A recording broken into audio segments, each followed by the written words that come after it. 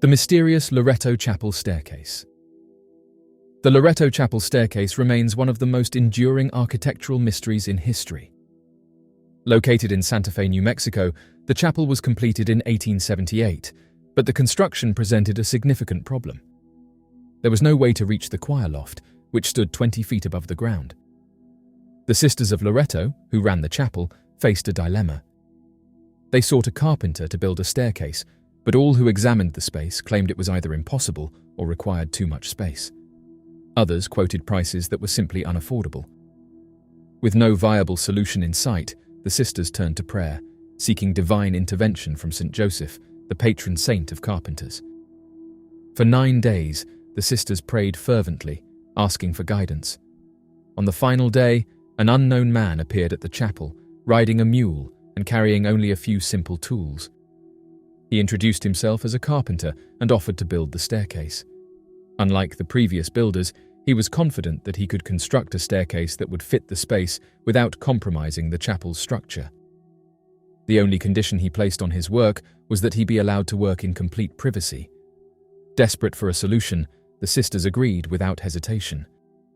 For the next 3 months, the mysterious carpenter worked tirelessly, using only his rudimentary tools and the wood he brought with him. Reports differ on how often he rested or how much progress he made, but in the end, he completed a masterpiece.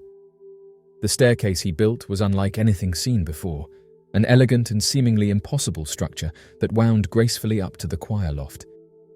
Its most astonishing feature was that it had no central support, appearing to defy gravity as it spiraled upward.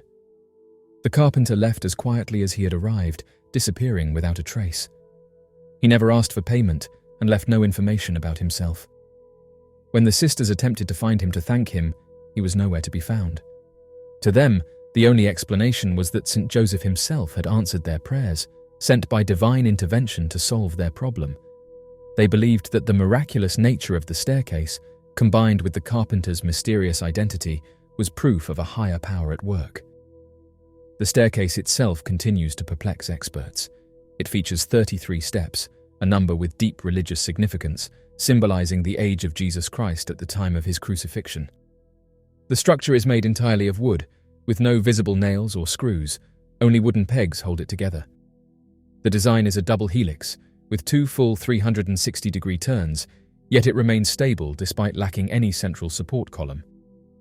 Architects and engineers alike have studied the staircase, but no definitive explanation exists as to how it supports itself. Another element that deepens the mystery is the type of wood used in its construction. After modern analysis, scientists determined that the wood does not match any local species. Some speculate that it might be a type of spruce, but if so, its closest source would have been Alaska, thousands of miles away from Santa Fe. How the carpenter obtained such wood and transported it remains unknown, adding yet another layer to the chapel's mystery. To this day, no one has been able to replicate the construction method used to build the staircase. Some theories suggest that the unknown carpenter may have been a member of the Freemasons or a highly skilled craftsman with secretive techniques. Others argue that the wood's unique properties and the unconventional methods used in the construction point to divine intervention. Regardless of the explanation, the staircase has drawn thousands of visitors who marvel at its beauty and the incredible story surrounding it. The Loretto Chapel staircase is not just an architectural wonder, but a story of faith, mystery, and unanswered questions. It remains a powerful testament to the sisters' belief in the power of prayer and continues to inspire awe and wonder in all who visit. Whether viewed as a divine miracle, an extraordinary feat of craftsmanship, or a yet-to-be-solved engineering mystery, the staircase stands as one of history's most fascinating unsolved phenomena. Strange bird reports in Somalia. In Somalia, reports began emerging of birds behaving in an unusual manner. Locals noticed that certain birds appeared to be flying in erratic patterns, moving in ways that did not seem natural. Some residents reported that these birds were larger than normal, while others claimed they exhibited mechanical-sounding noises as they flew. At first, many dismissed the sightings as paranoia or misidentifications, but the mystery took a strange turn when one of these so-called birds was found on the ground, revealing a shocking truth. What had been assumed to be a real bird was, in fact, a drone designed to mimic the appearance and movement of a bird. The drone was discovered by locals who were stunned to find that its wings, which appeared to flap like those of a real bird, were actually part of a sophisticated mechanical system. Instead of natural feathers and muscle, the drone was constructed using lightweight materials, powered by tiny propellers hidden within its body. At a glance, it would have been nearly impossible to differentiate it from an actual bird soaring through the sky. The discovery quickly caught the attention of Somali news outlets, with many speculating that the drone belonged to the Somali National Intelligence and Security Agency. Given the secrecy surrounding government surveillance technology, it would not be surprising if the drone was being used for reconnaissance or intelligence gathering purposes. However, what makes this case even more mysterious is that no official institution has come forward to claim ownership of the device. The fact that such an advanced surveillance device was uncovered by accident suggests that there could be an entire network of similar drones in use. Without any confirmation from authorities, speculation continues to grow, fueling suspicions about who is responsible and what the true purpose of these devices may be. For now, the mystery of the Somali bird drone remains unsolved. While the device's existence has been confirmed, the lack of transparency and answers surrounding it has only deepened the intrigue. The mysterious encounter with the Fryberg Shrier. The story of the Fryberg Shrier remains one of the most chilling and unexplained encounters with a mysterious entity. The events that unfolded on September 10, 1978 in Fryberg, Germany, continue to baffle researchers and paranormal enthusiasts. What began as an ordinary workday for a group of miners soon turned into an experience that would haunt them for the rest of their lives. The miners, who had worked at the same site every day, encountered a strange creature at the entrance of the mine, unlike anything they had ever seen before. Described as a tall, dark figure with large, bat-like wings, the creature stood menacingly at the mine's entrance, blocking their path. The miners, more than 20 in total, stood frozen in fear, uncertain of what they were witnessing. The tension in the air grew unbearable until the being suddenly opened its wings and emitted a deafening shriek.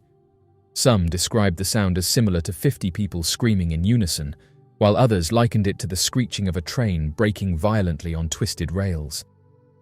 The sound was so overwhelming that it sent waves of terror through the group, making it impossible for them to move forward into the mine. After delivering its eerie cry, the creature disappeared into the darkness of the mine, vanishing without a trace. The miners, shaken and disturbed by the encounter, decided to delay their entry into the tunnels. Instead, they chose to work outside the mine, gathering their courage and trying to rationalize what they had just witnessed. They were uncertain if the creature posed a threat, but their instincts told them to stay away from the tunnels for the time being. Only hours later, while they were still working outside, a massive explosion erupted from within the mine. The blast caused a catastrophic collapse, sealing off significant sections of the tunnel that the miners had planned to enter. If they had proceeded with their routine as planned, there is little doubt that many, if not all of them, would have perished in the disaster. The encounter with the Fryberg Shrier had unknowingly saved their lives. This led many to speculate that the creature's purpose was not to harm, but to warn them of the impending catastrophe. Given the eerie details of the encounter, many have drawn comparisons between the Fryberg Shrier and the infamous Mothman, a mysterious creature reported in Point Pleasant, West Virginia, prior to the collapse of the Silver Bridge in 1967. The similarities between the two beings, both winged, dark, and associated with loud, terrifying shrieks, have fueled theories that the Fryberg Shrier could be another instance of a paranormal entity appearing before a major disaster. Some believe these beings act as harbingers of doom, warning humans of impending calamities, while others speculate that they are tied to unknown natural or supernatural forces. Despite surviving the mine disaster, the miners did not escape unscathed.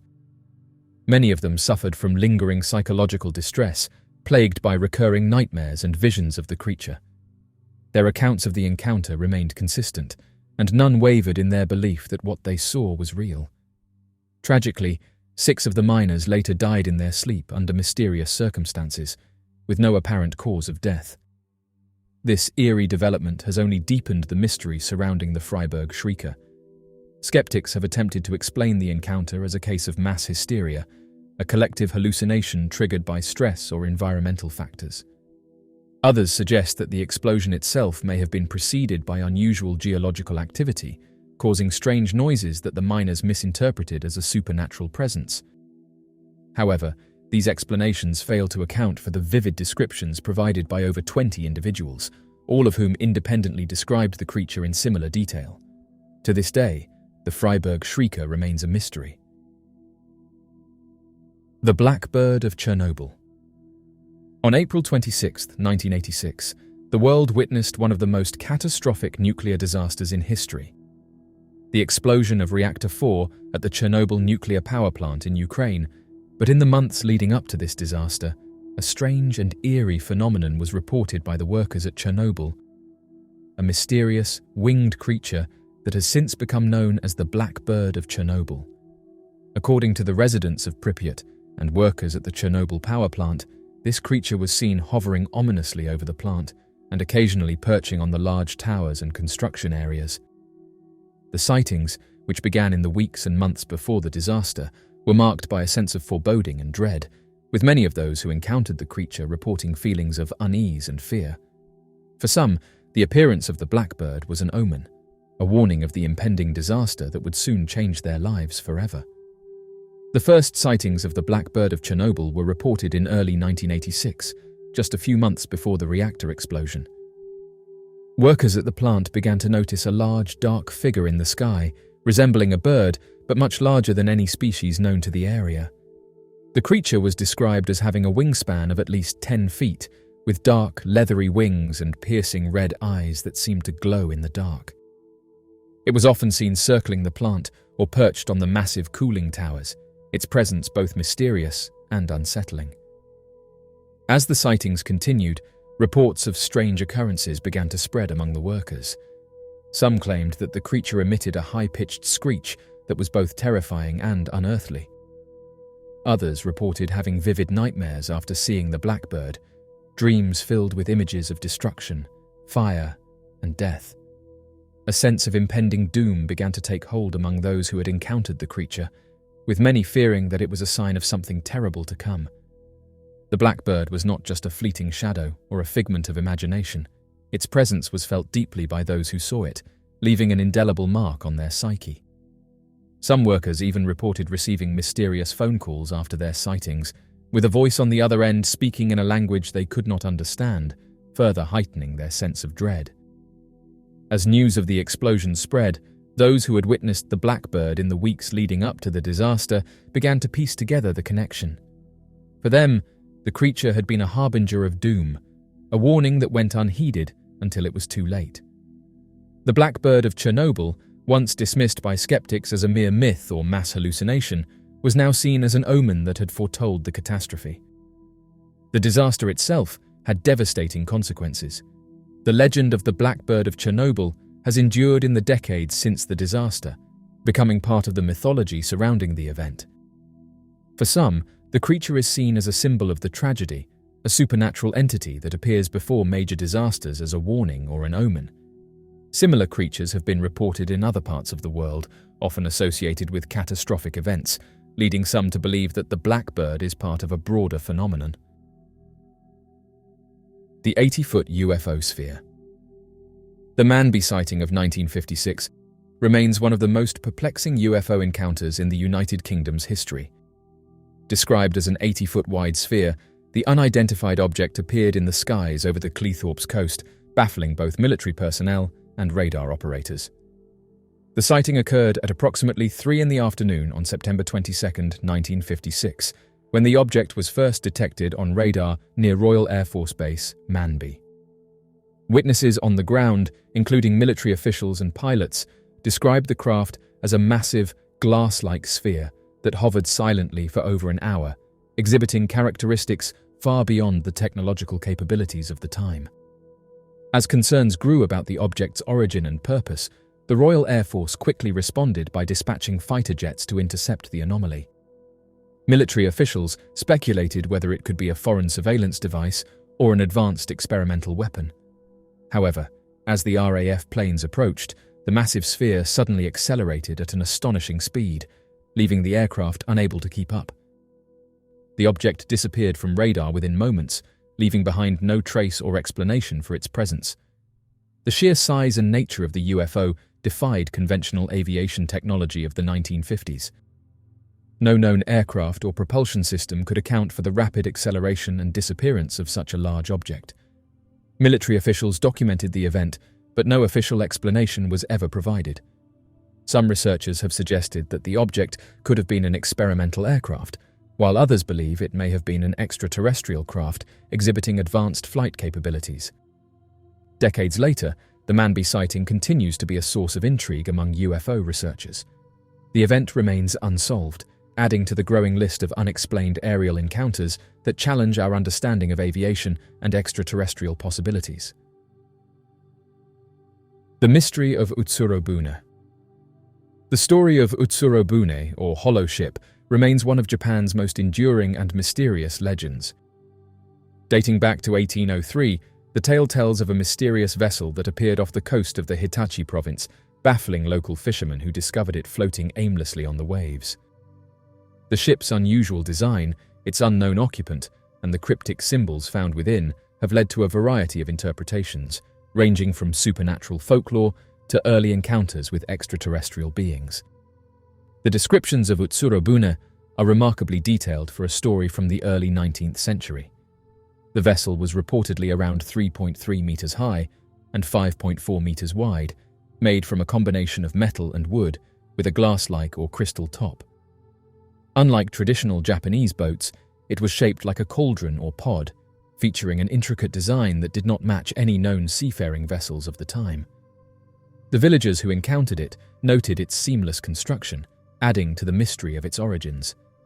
Inside, strange inscriptions lined the walls, written in a language unfamiliar to anyone present, further deepening the intrigue surrounding the vessel's purpose and origin. Even more mysterious than the ship itself was its sole occupant, a young woman described as being around 18 to 20 years old, with striking beauty and unusual clothing. She did not speak a recognizable language, making communication impossible. She carried a small box that she refused to let anyone touch, leading to speculation about its significance. Some have suggested it contained important documents, artifacts, or even something of a more personal nature, such as the ashes of a loved one. Despite the language barrier, the villagers treated her with kindness, offering food and water. However, unsure of what to do with her and her bizarre craft, they eventually allowed the vessel to drift back out to sea, never to be seen again. There are multiple theories regarding the origins and meaning of the Utsuro-bune legend. One popular theory among ufologists is that this story is an early account of a close encounter with an extraterrestrial being. The ship's seamless design, metallic composition, and transparent dome bear an uncanny resemblance to modern descriptions of unidentified flying objects. The unknown language inside the vessel, coupled with the woman's inability to communicate, has led some to speculate that she was not of this world. Supporters of this theory argue that many cultures have stories of strange flying or floating crafts appearing throughout history, suggesting that UFO sightings are not just a modern phenomenon but may have been happening for centuries. On the other hand, skeptics propose more terrestrial explanations for the incident. Some historians believe the woman may have been a foreign castaway, possibly of European or Russian origin, as Japan was beginning to encounter more Western ships during this period. It is also possible that she was a political exile, a noblewoman who had been cast adrift by those who wished to remove her from power. The box she guarded so closely could have contained important royal artifacts or evidence of her identity, which she was unwilling to part with. This theory aligns with the fact that Japanese isolationist policies during the Edo period made foreign visitors rare and often unwelcome, which could explain why the villagers chose not to intervene further. Another interpretation suggests that Utsuro-bune is a classic example of yokai folklore, a supernatural tale meant to convey deeper societal fears or warnings. In many Japanese myths, mysterious women appearing from the sea symbolize change, disruption, or warnings from the spiritual realm. The unknown script inside the ship could have been included in the legend to represent hidden knowledge or wisdom beyond human understanding. In this context, the story may not be based on an actual historical event, but instead serve as an allegory or cautionary tale passed down through generations. Despite the multiple theories attempting to explain the origins of Utsuro-bune, there is no definitive answer to what the villagers truly encountered that day. The story has persisted for over 2 centuries, continually captivating those who hear it. Some believe that new archaeological evidence or historical documents may one day shed light on the mystery, while others argue that its true nature will forever remain a topic of speculation. Regardless of its origins, Utsuro-bune continues to intrigue scholars, researchers, and enthusiasts of the unexplained. Whether it was an early UFO encounter, an exiled princess, or a simple folk tale with exaggerated elements, the legend has firmly secured its place in the annals of mysterious historical accounts. The Yangshan Quarry, located near Nanjing, China, is a site of profound historical and archaeological significance. It is renowned for its massive, unfinished stele, a monumental stone slab that was intended to be part of the Ming Xiaoling Mausoleum. The quarry's colossal stone blocks and the grand ambitions behind their creation raise numerous questions about the engineering capabilities, intentions, and historical context of ancient Chinese civilizations. The Yangshan Quarry has a rich history dating back to the early Ming dynasty. It was during this period that the quarry was selected to supply stone for the Ming Xiaoling Mausoleum, the tomb of the emperor, the founder of the Ming dynasty. The site was chosen for its high-quality limestone, which was ideal for constructing monumental stoneworks. After that, they were reported to have carved and cut 3 giant pieces out of the mountainside before realizing that the blocks they had been cutting were too large. They gave up on the project in favor of a more feasible task. When the height of the stone tortoise it is perched on is taken into account, the stele that these masons ultimately created for the emperor stands at over 6 meters or 22 feet tall and weighs approximately 100 tons in total. The stele at this measurement, if assembled, would have been more than 8 times taller and would have measured in at 73 meters high and more than 310 times heavier, coming in at 31,000 tons. Currently, the stele head is estimated to weigh 6,100 tons. The body weighs somewhere around 8,700 tons, but those are both dwarfed by the stele base, weighing in at 16,000 tons. Many historians have questioned why the expert masons of the emperor assumed they could move 3 blocks, weighing a combined 31 tons 20 kilometers across the mountains. When looking at the numbers, it seems absurd that the effort wouldn't have been stopped almost immediately, let alone allowed to start in the first place, especially in light of the fact that, overall, this was a series of massive errors occurring over a very long period of time and involving a substantial number of people. The stark variations in size, location, and form suggest that they were never intended to be arranged in a group or even shifted. They also wouldn't have been cut simultaneously and in such different ways if they were. Many have questions about how much of their resources and attention were being diverted into the protracted battle with the Mongols, and how, mere years later, the nation's bankrupt treasury was unable to raise even the minimal amount of money needed to produce a single copy of their recently produced history. As experts have pointed out, it doesn't exactly seem like the right moment to start one of the largest technical projects in history, a project that would have only produced a work of art during this taxing time. An examination of the site reveals a multitude of inclusions that would never have been formed if the site was merely a quarry. Therefore, there barely seems to be a need to reconcile this unusual account. For example, 3 rock outcroppings can be seen at the site. At first, these could be thought of as places to fasten ropes, but their placement immediately undermines this notion. They are restricted to a few stones, and on a few of those stones, they are grouped together on a single side. Additionally, a lot of the protrusions are completely rounded, which makes them unsuitable for rope grips. Some are also below the section where the block was supposed to be cut. Additionally, as the same image shows, smooth cylindrical segments have been eliminated in a location where the removal of the blocks would be pointless. Examining the patterns engraved into the walls of the rooms built beneath these enormous amounts of stone makes it even more difficult to believe that these blocks were ever meant to be moved. Similar to how entoptic phenomena was incorporated into some of the oldest cave art sites in the world, these patterns, which are engraved a centimeter or more and occasionally deeper than an inch, appear to have been carved into the internal surfaces of these structures. To put it another way, our ancient ancestors used to induce altered states of consciousness in themselves, usually by using naturally occurring psychedelic compounds. Once in these states, they would carve or paint entoptic phenomena, among other things, inside caves and on rock faces. To be clear, many of these deep engraved patterns of lines, especially along the side walls, do resemble what's left after a modern heavy excavator, and some have pointed out that these long engraved patterns of lines are most definitely not the result of the stone in these openings simply being removed, at least not by any tools or techniques attributed to ancient man. Why then would the labourers go through the trouble of allegedly quarrying these blocks? The patterns seem creative, akin to what one could see in a place of ritual. From the perspective of the surrounding mountains and the gaps between the large stones, it appears as though millions of tons of rock have been removed. Although the area has reportedly been used as a quarry for some time, the astounding quantity of rock that looks to have been moved defies understanding.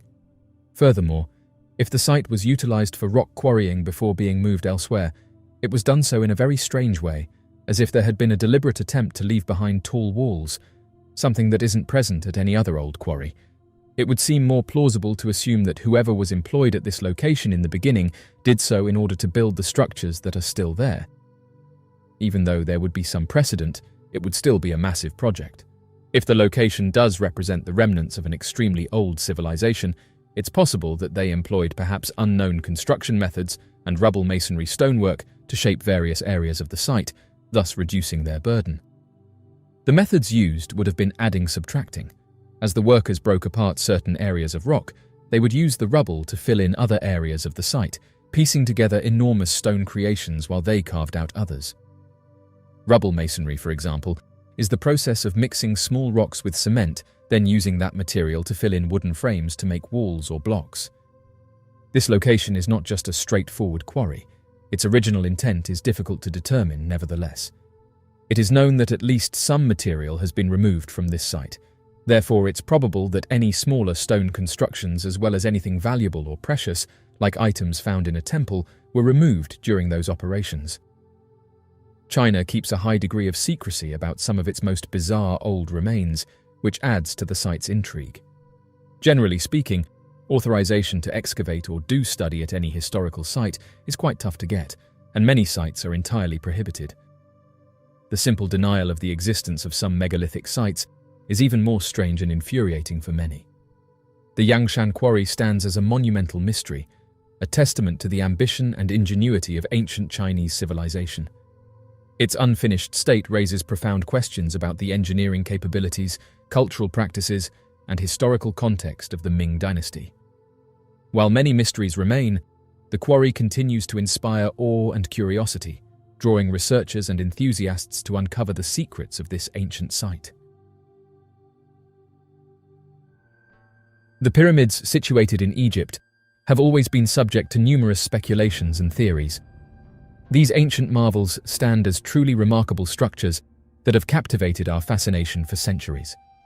From the time they were first discovered, there has been a continuous scientific and scholarly endeavor to unravel the mysteries surrounding their construction. Researchers and scientists have tirelessly sought to gain a profound understanding of how these magnificent pyramids were meticulously built by the ancient Egyptians, despite the remarkable challenges they faced. The sheer scale and complexity of these structures, coupled with the limited technology available during that era, has fueled the curiosity of scholars worldwide. In recent times, there has been a release of KGB files containing intriguing information regarding a divine entity's visit to the ancient Egyptians. For those unfamiliar, the KGB was the primary security agency of the Soviet Union from March 1954 to December 1991. Delving deeper into this matter, Dr. Viktor Ivanovich, who served as the science advisor for an advanced propulsion system, has made startling revelations about a clandestine undertaking known as Project ISIS. According to Dr. Ivanovich, the KGB had individuals working undercover within the Egyptian government, and during phone conversations concerning the illustrious pyramids, these discussions were secretly recorded for surveillance purposes. These recently unveiled KGB files shed light on a captivating episode in history suggesting an extraordinary connection between a higher power and the ancient Egyptians. Dr. Viktor Ivanovich, revered for his expertise in advanced propulsion systems, disclosed remarkable insights into the covert mission. Operating undercover within the Egyptian government, KGB agents skillfully intercepted phone conversations discussing the majestic pyramids, meticulously recording these dialogues to clandestinely gather valuable intelligence. This revelation, drawn from the released KGB records, provides a captivating insight into what they found. In the year 1960, a significant revelation was made by Dr. Ivanovich, which involved Sami Sharif, the Egyptian Minister of Presidential Affairs.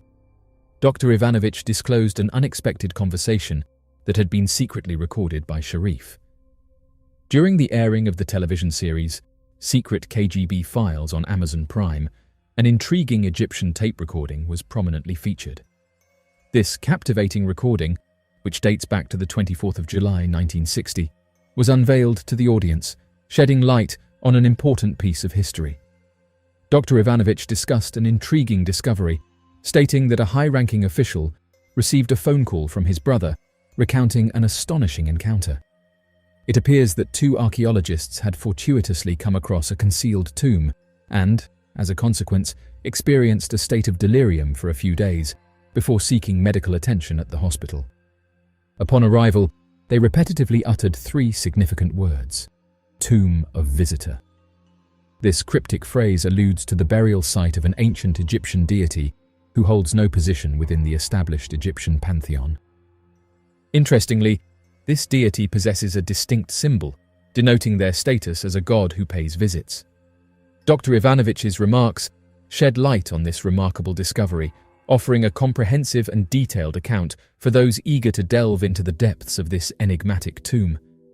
In his elaborate explanation, Dr. Ivanovich delves into a time far preceding the ancient Egyptians and their renowned pharaohs. According to his extensive knowledge as an astrophysicist and neurologist, he reveals the existence of divine entities who descended from the celestial realm along with their cohorts, imparting their unparalleled wisdom and knowledge to the inhabitants of Earth before ultimately departing. Furthermore, Dr. Ivanovich discloses a startling revelation that one of these divine beings actually met their demise on our planet. To honor and preserve the memory of this godlike entity, an undisclosed tomb of utmost secrecy was discreetly constructed within the Grand Pyramid. Astoundingly, high-ranking Egyptian officials recently disclosed this astounding fact during a confidential phone conversation. Since that time, numerous researchers have made attempts to locate the whereabouts of the concealed burial chamber. According to reports, Egyptian authorities, along with officials from other nations, have successfully extracted the entity from the pyramid and safeguarded it in a highly secure site. As a result of these developments, a multitude of individuals have begun to conjecture that the remarkable construction of these awe-inspiring structures was aided by external assistance during the reign of the ancient Egyptians. When examining the structural aspects of the Great Pyramids of Giza, purely from a mathematical perspective, it becomes apparent that they consist of approximately 2.3 million stone blocks. These blocks vary in weight, with each ranging between 2.5 and 15 tons. According to ancient Egyptian documents found in nearby tombs and areas related to the pyramids, the pharaoh documented that a mere 20,000 workers were responsible for constructing the pyramids over a 20-year period. If we consider these Egyptian records to be accurate, it would mean that each worker had to cut a block with impeccable precision from a quarry and transport it to the pyramid independently. However, this task alone would be an immense challenge for a single individual. Furthermore, each block would need to be hoisted and placed in its designated position on the pyramid without any assistance, all within a 30-day time frame. In order to achieve this feat, each worker would have had to place a block approximately every 2.5 minutes, with all 20,000 workers synchronizing their efforts flawlessly throughout the entire month. This remarkable demand for absolute precision and non-stop labor raises intriguing questions about the feasibility and logistics of such a massive construction project. It prompts us to question the methods, techniques, and resources that might have been employed by these ancient workers to accomplish this monumental task. Furthermore, It also sparks curiosity about the organizational and managerial skills required to orchestrate the synchronized efforts of such a large workforce, operating ceaselessly for 2 decades. However, it is essential to approach these records with a critical mindset, recognizing the potential limitations of ancient documentation and the possibility of discrepancies or inaccuracies over time. Acknowledging the incredible physical and logistical challenges faced by the builders of the pyramids invites further exploration into the engineering prowess, societal dynamics, and cultural context of ancient Egypt. In 2017, a group of scientists conducting extensive research on the pyramid made an intriguing announcement. They revealed the existence of a hitherto unknown cavity within the pyramid, estimated to span an impressive length of approximately 30 meters. The detection of this newfound void was made possible through the implementation of an innovative scientific technique known as muon radiography, which utilizes cosmic rays to meticulously examine and identify empty spaces or chambers concealed within architectural structures. The recent discovery has sparked considerable interest within the scientific community, and comparisons have already been made to the renowned Grand Gallery located within the same pyramid. The Grand Gallery, a remarkable corridor extending a staggering 150 feet in length, serves as a direct passageway leading to the burial chamber of the revered pharaoh Khufu. The identification of this newly unveiled void within the pyramid has been heralded as a significant milestone, ranking alongside the prestigious status accorded to the Grand Gallery. In addition to its height of approximately 26 feet, this corridor is situated beneath the recently unearthed section. However, the contents and purpose of this area remain shrouded in mystery. It could possibly comprise multiple smaller chambers or a singular expansive space, yet this knowledge has eluded us thus far. This enigma begs us to ponder its significance and speculate about its potential functions. Further exploration and investigation are required to unravel the secrets concealed within this intriguing corridor. This remarkable finding represents a significant breakthrough that brings us closer to unraveling the enigmatic complexities of this awe-inspiring structure. The discovery was made through the collaborative efforts of the Scan Pyramids project in conjunction with the Egyptian Ministry of Antiquities. It is widely acclaimed as an extraordinary feat in the realm of archaeological techniques, specifically muon tomography, utilized to detect and uncover this monumental marvel. Furthermore, this groundbreaking revelation holds vast potential for enhancing our understanding and knowledge of the structure's intricate details. It offers a compelling opportunity to delve into the depths of its mysteries, exploring its hidden secrets and shedding light on its historical significance.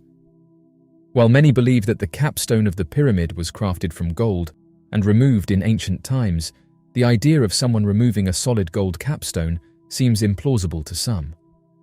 However, a fascinating theory put forth by Spanish researcher Miguel Pérez Sánchez suggests that the Great Pyramid was not left unfinished, but instead featured a colossal sphere installed on its surface.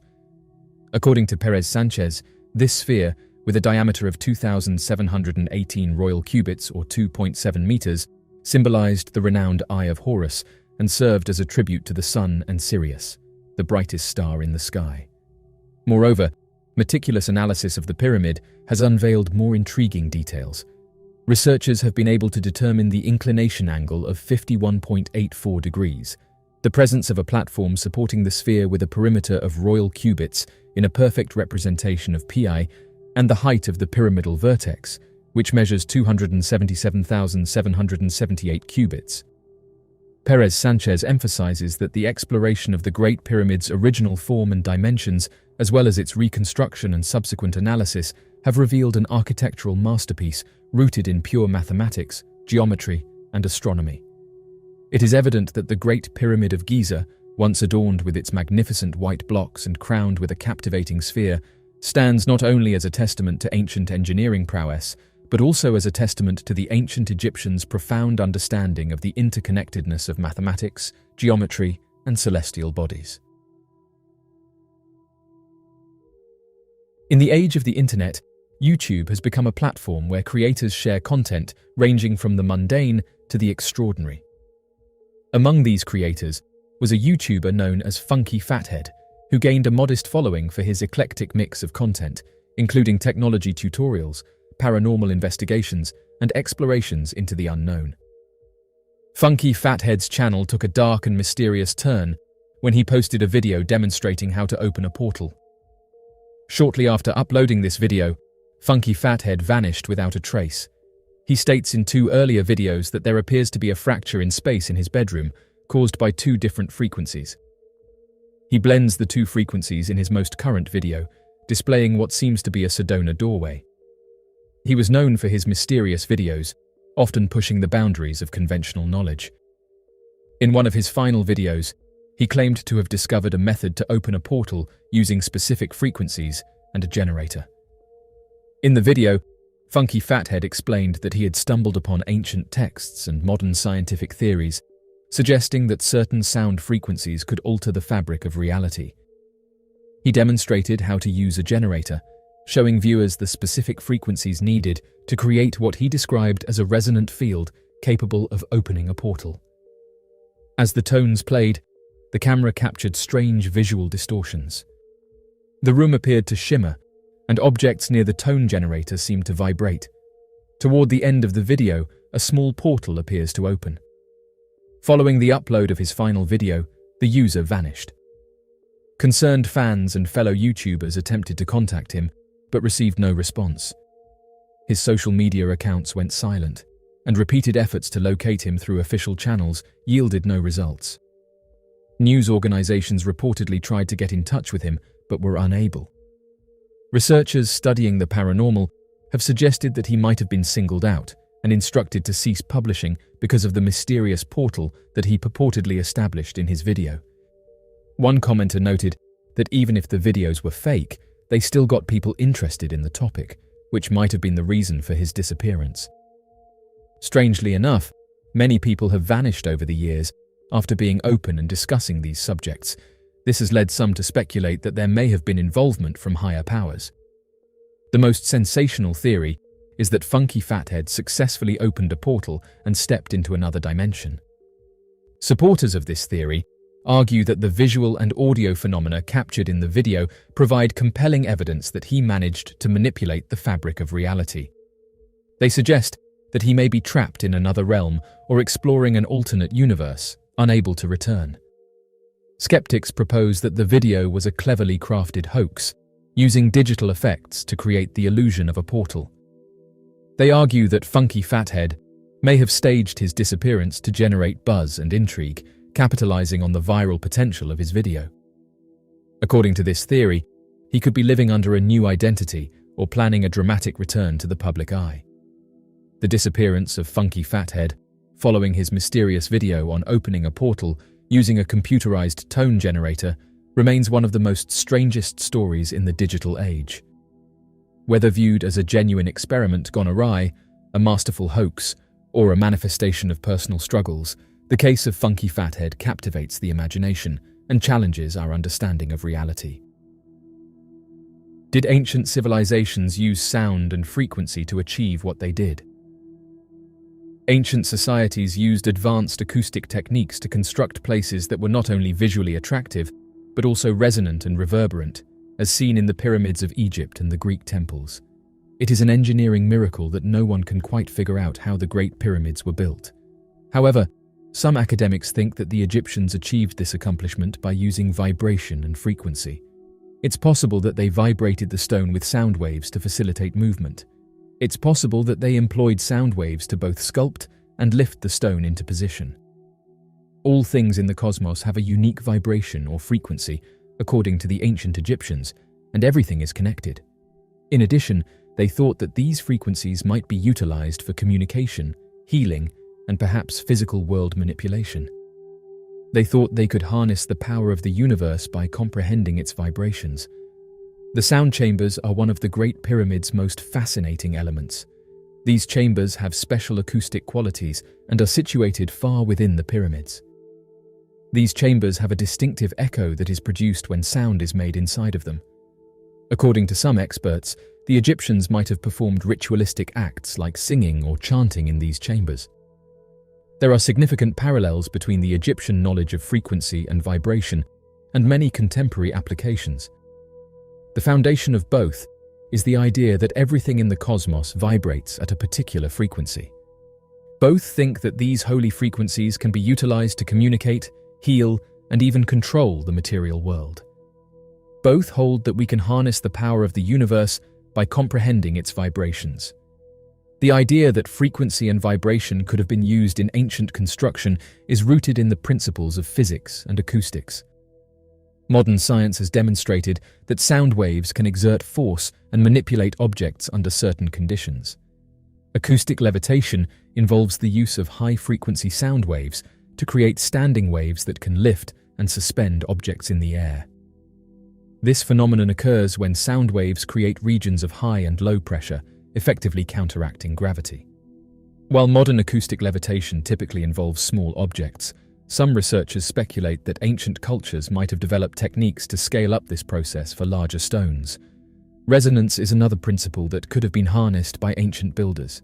When an object vibrates at its natural frequency, it can achieve resonance, leading to amplified vibrations.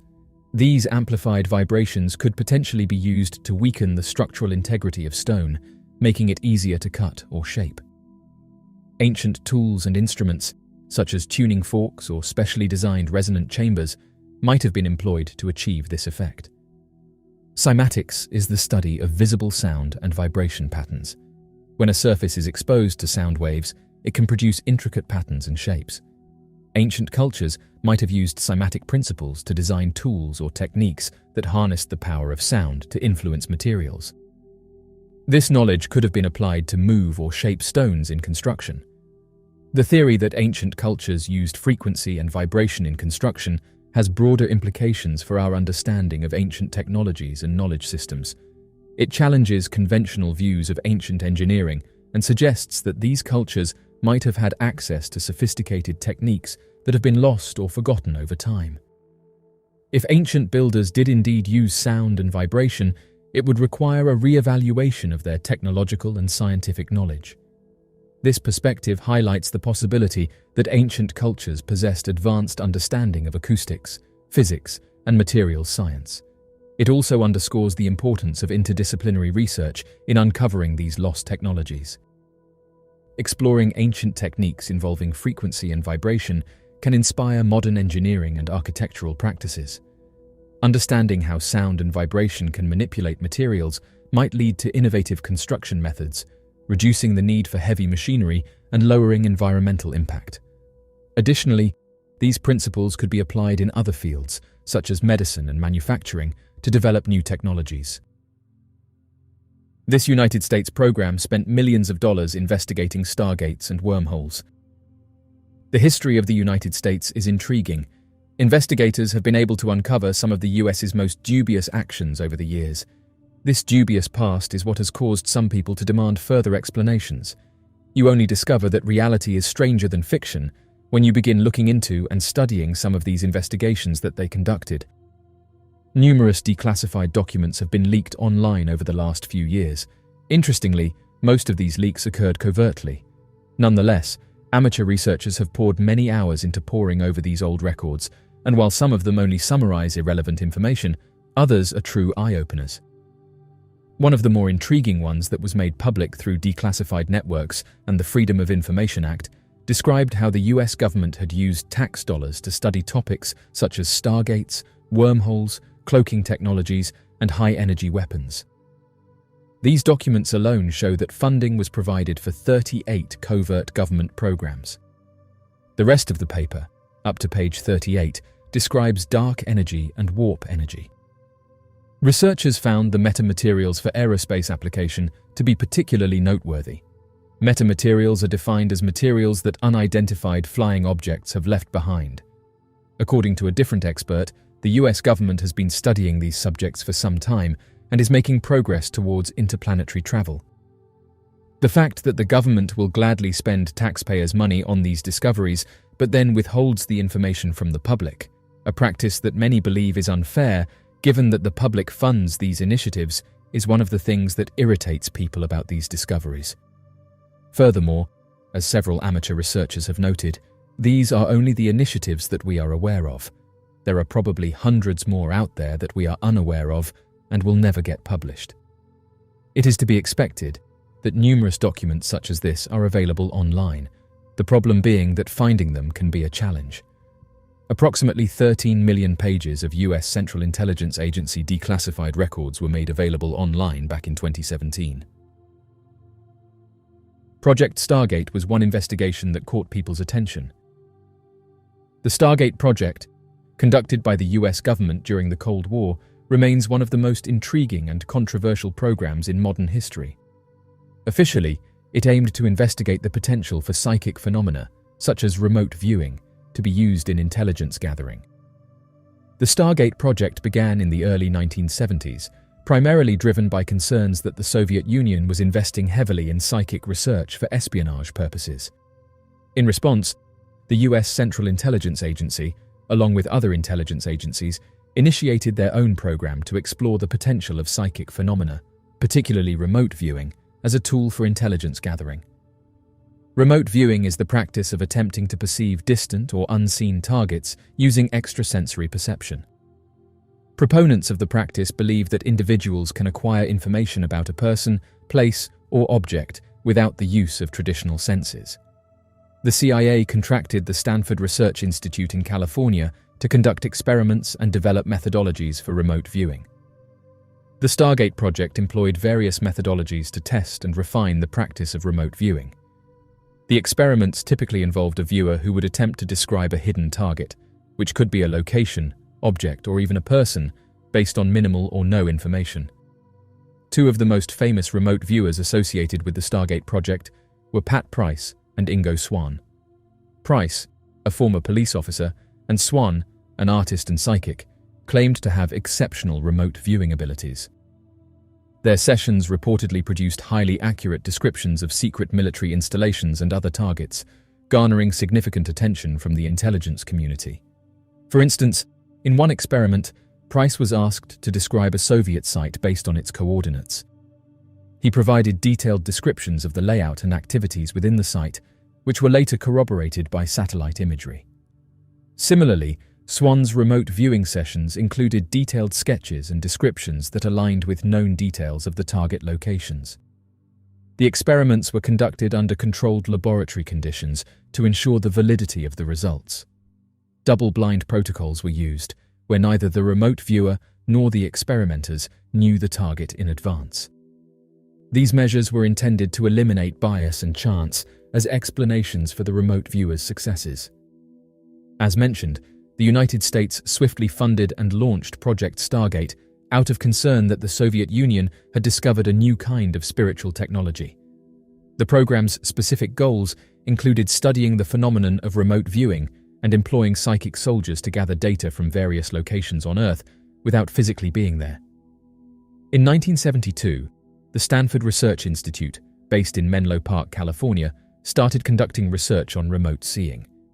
Before someone could be admitted into the study, the principal researchers, Harold Puthoff and Russell Targ, stipulated that their estimates had to be accurate to a minimum of 65%. They also claimed that many of the participants fared better than this threshold, albeit not all of them were perfect. Rosemary Smith, a psychic involved in the operation, was able to identify a lost Soviet spy plane in 1976, shortly after it started. Over time, the crew also received claims of returned high-value targets. Due to claims that the research group's findings were accurate because of independent detective work done outside of its purview, the CIA administration cancelled Project Stargate in 1995 due to advancements in satellite and surveillance technology. The CIA believed the project was a publicity stunt. In spite of this, many people think that the project continued and that this technique is still in use today. Though such subjects may seem utopian, we have evidence of their existence, and the government agency was sufficiently convinced of them to commit hundreds of millions of dollars to the programs. We will never be able to know the result of these trials or what would happen to the individuals who took part. One of the problems people have is trust. For decades, the public has been questioning government officials about these initiatives, and each time they have been questioned, they have denied that they ever occurred. However, it has now come to light that these kinds of projects have been under investigation all along. This is the primary cause of the public's lack of trust in politicians when they discuss these kinds of subjects. A few have even expressed doubts that most of these studies actually came to an end, stating that it is more likely that they were simply renamed under a different project and are probably still being explored today.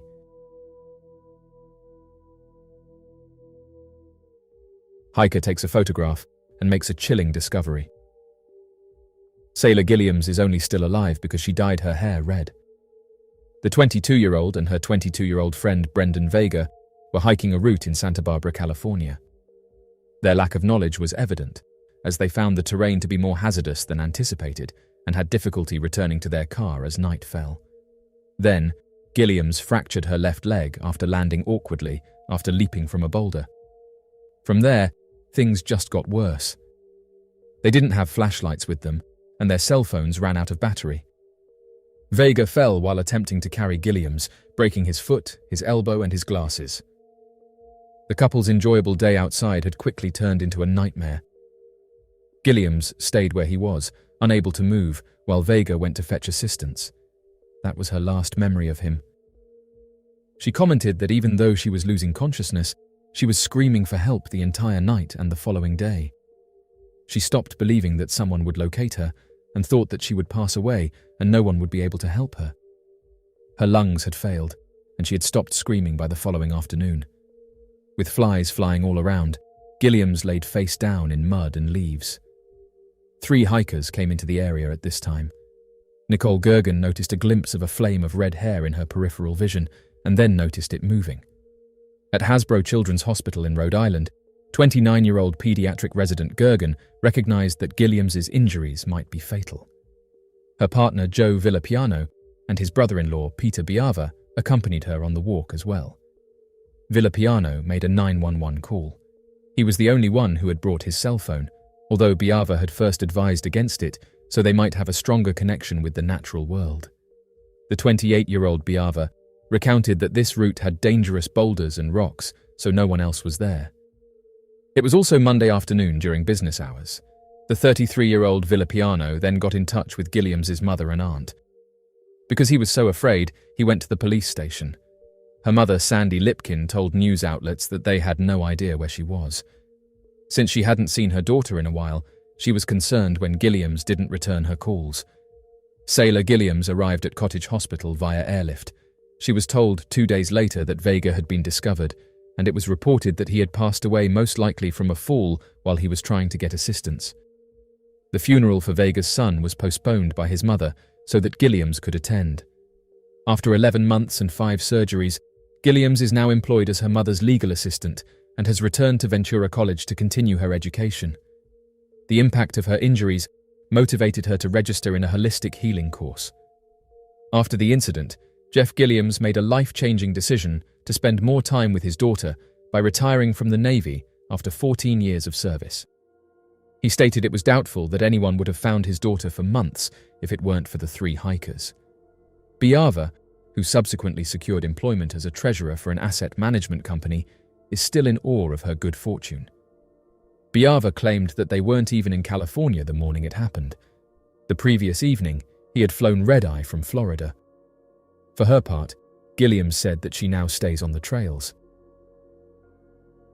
The last photo of Geraldine Largay on the Appalachian Trail.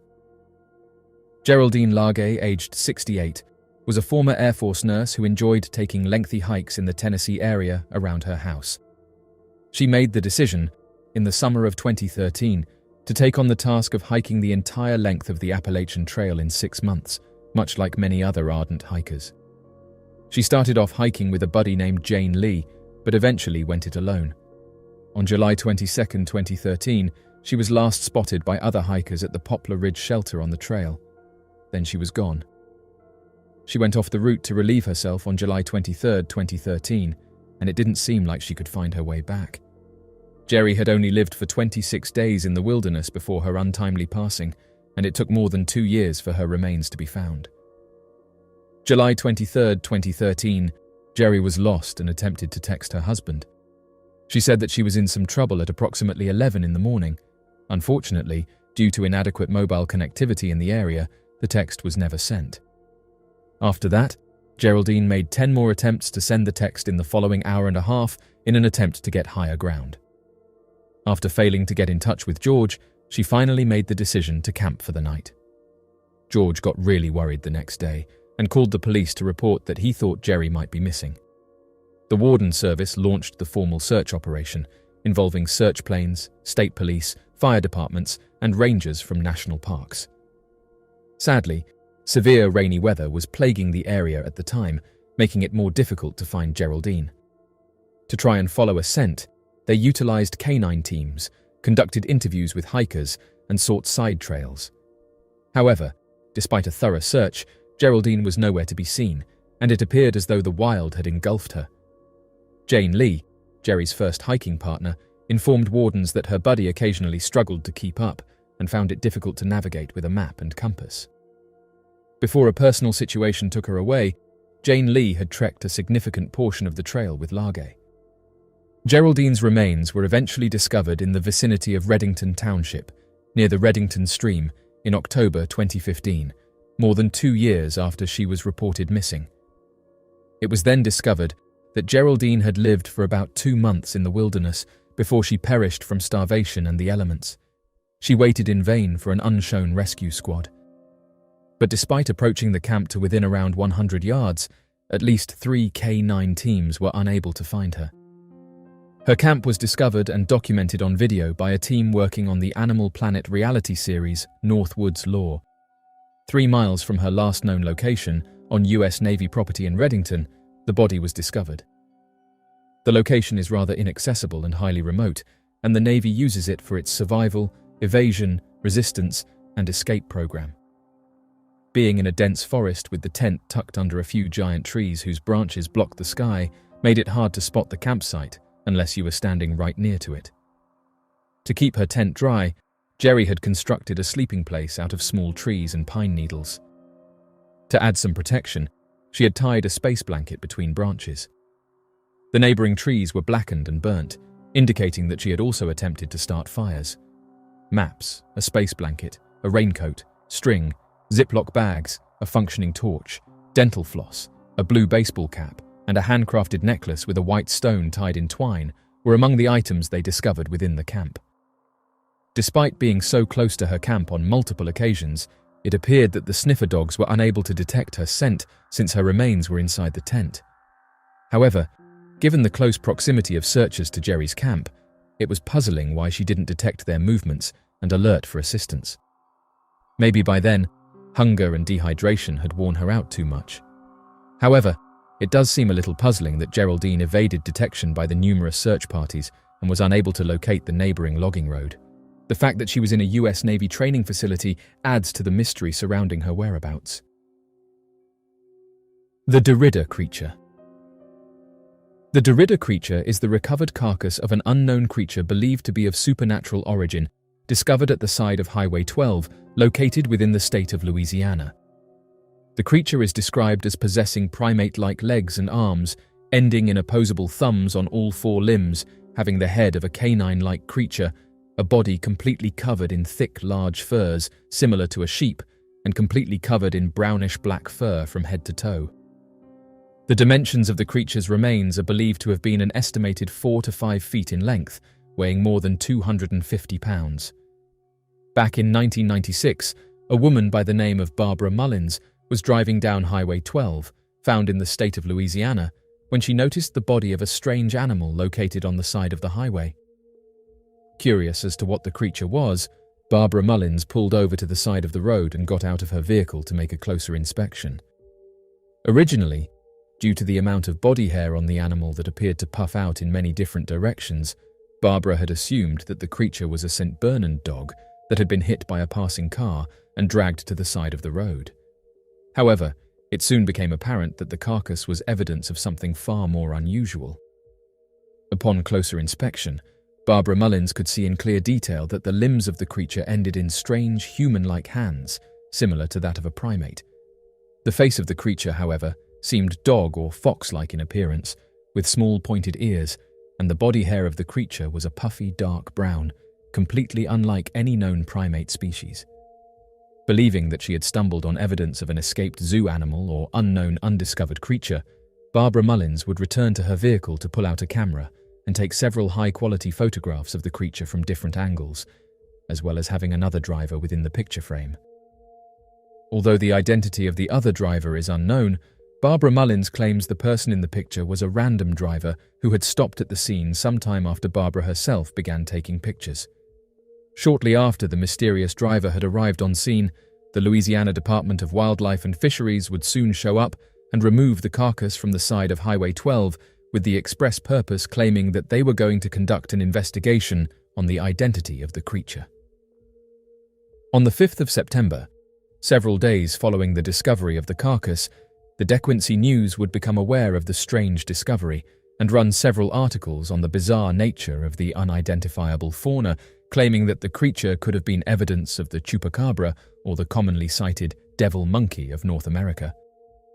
Although the unknown carcass, referred to as the Derrida roadkill, had been within the possession of the Louisiana Department of Wildlife and Fisheries, the State Department decided to send the carcass to the Louisiana State University for more scientific research to be conducted.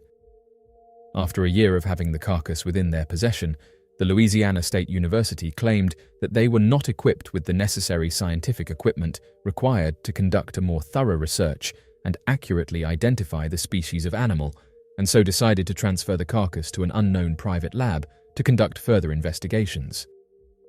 After 4 years of possessing the Derrida roadkill carcass, it would later be revealed that the private lab had sold the remains of the animal to an unknown private collector. No official scientific inquiries into the species of the animal have surfaced.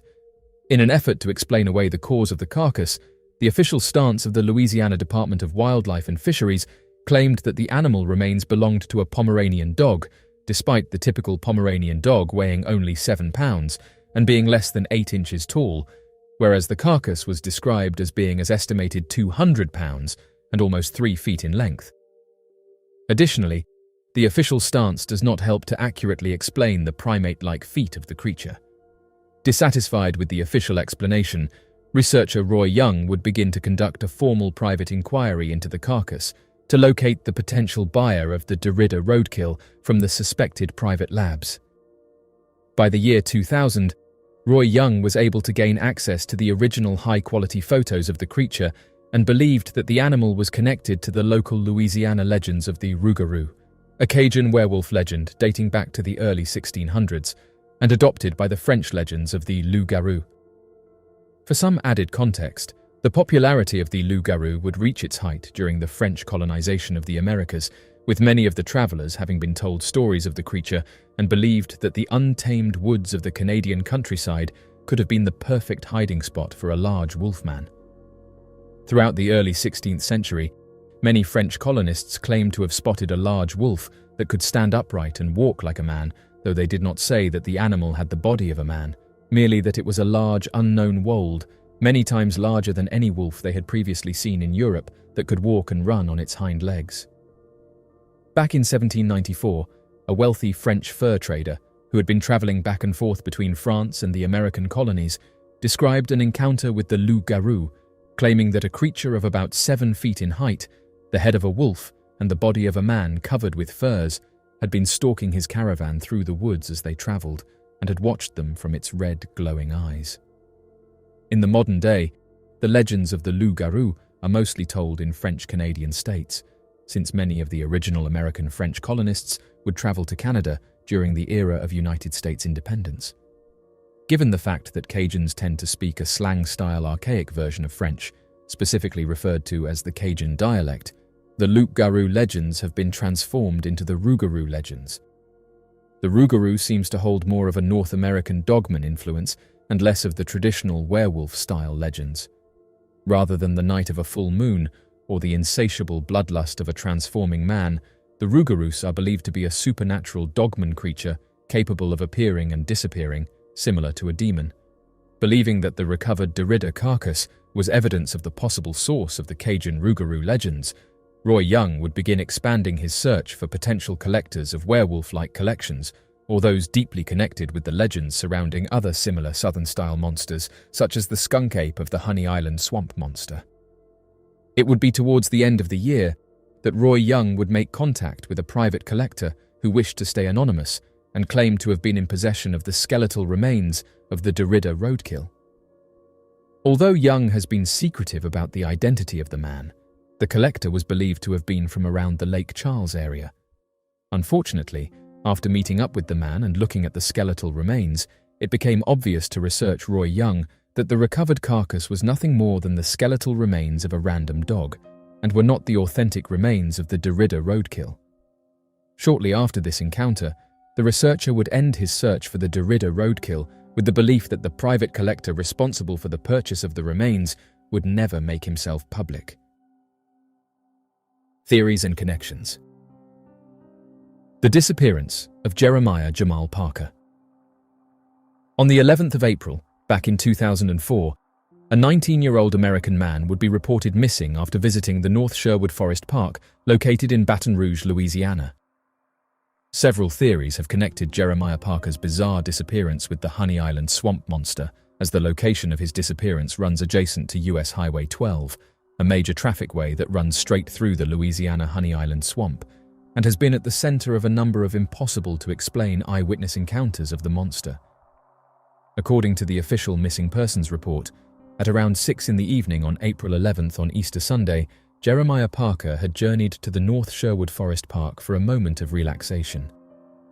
Accompanying Mr. Parker was his cousin, who has chosen to remain unidentified. According to the cousin, while Mr. Parker was with him, they had been talking about a movie that Jeremiah had recently seen and was deeply moved by. Suddenly, Mr. Parker's cousin claimed that Jeremiah decided to park at the North Sherwood Forest Park for some unknown reason and stepped out of his vehicle, leaving him in the car with the engine still running. After waiting for a few minutes, the cousin would step out of the vehicle to look for his cousin, who was nowhere to be found. When investigators combed the region shortly after, Jeremiah Parker's cell phone and one of his shows were later found in an area behind a row of trees that rested adjacent to a large fishing pond, believing that Parker must have been through the region, though no other sign of him was recovered. The official missing persons report would describe that Parker was last seen wearing a white t-shirt, grey shorts, an LA Dodgers baseball cap, and a pair of Nike shoes, with no other items accompanying him at the time of his disappearance. Without looking into the incident too much further, as well as there being no body to recover, investigators believed that Jeremiah Parker must have disappeared and travelled out of state for personal reasons, with the belief that the 19-year-old may have left for Canada. Parker's family, however, refuses to believe the conclusions of the investigators, citing that Jeremiah was never known for leaving his home for more than a day at a time and always returning before dark.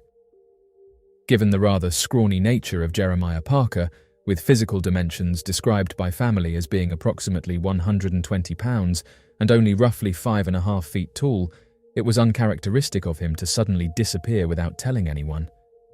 Additionally, the family claimed that Jeremiah Parker was still in the middle of finishing up his associate's degree from the Baton Rouge Community College at the time of his disappearance, a small degree that he was still paying for while working at the local Wendy's old-fashioned hamburgers fast food joint. Investigators would later learn, however, that Jeremiah Parker had made several statements to family members about him leaving soon after he had watched a movie that gave him an intense emotional reaction. According to his mother, the film that he was often referring to was The Passion of the Christ, and had deeply moved Parker in such a way that many had often described his behavior as rather unusual in the days prior to his sudden disappearance. Regardless of these facts, Parker's cousin believes that Jeremiah's disappearance is related to the strange fishing pond located at the North Sherwood Forest Park. Though the Louisiana Department of Wildlife and Fisheries states that no dangerous animals live in the pond, such as the commonly sighted alligators throughout the Louisiana region, the cousin is convinced that a large creature must have attacked and dragged Jeremiah Parker deep underwater. No further evidence has surfaced in recent years surrounding the incident. Given the fact that the Derrida roadkill was discovered within the state of Louisiana, an area rich in stories of encounters with a werewolf-like creature referred to as the rougarou, many researchers have made the connection between the discovered remains and the rougarou itself. According to several French publications surrounding local legends, the loup-garou, a title that directly translates to the title of wolfman, is a werewolf-like creature that is known for stalking the French countryside. Not many specified accounts of the loup-garou have been recorded, as the creature was mostly told as a rumor of a monster lurking out across the countryside. Yet the legend has surfaced several times in publications surrounding local folktales. The popularity of the loup-garou would reach its height during the French colonization of the Americas, with many of the travelers having been told stories of the creature and believed that the untamed woods of the Canadian countryside could have been the perfect hiding spot for a large wolfman. Throughout the early 16th century, many French colonists claimed to have spotted a large wolf that could stand upright and walk like a man, though they did not say that the animal had the body of a man, merely that it was a large, unknown wold, many times larger than any wolf they had previously seen in Europe, that could walk and run on its hind legs. Back in 1794, a wealthy French fur trader who had been traveling back and forth between France and the American colonies described an encounter with the loup-garou, claiming that a creature of about 7 feet in height, the head of a wolf and the body of a man covered with furs, had been stalking his caravan through the woods as they traveled and had watched them from its red, glowing eyes. In the modern day, the legends of the loup-garou are mostly told in French-Canadian states, since many of the original American French colonists would travel to Canada during the era of United States independence. The only other predominantly French-speaking community left in the United States were the descendants of African slaves that mixed many aspects of their culture with Haitian and French influences and are commonly referred to as the Cajuns of the American South.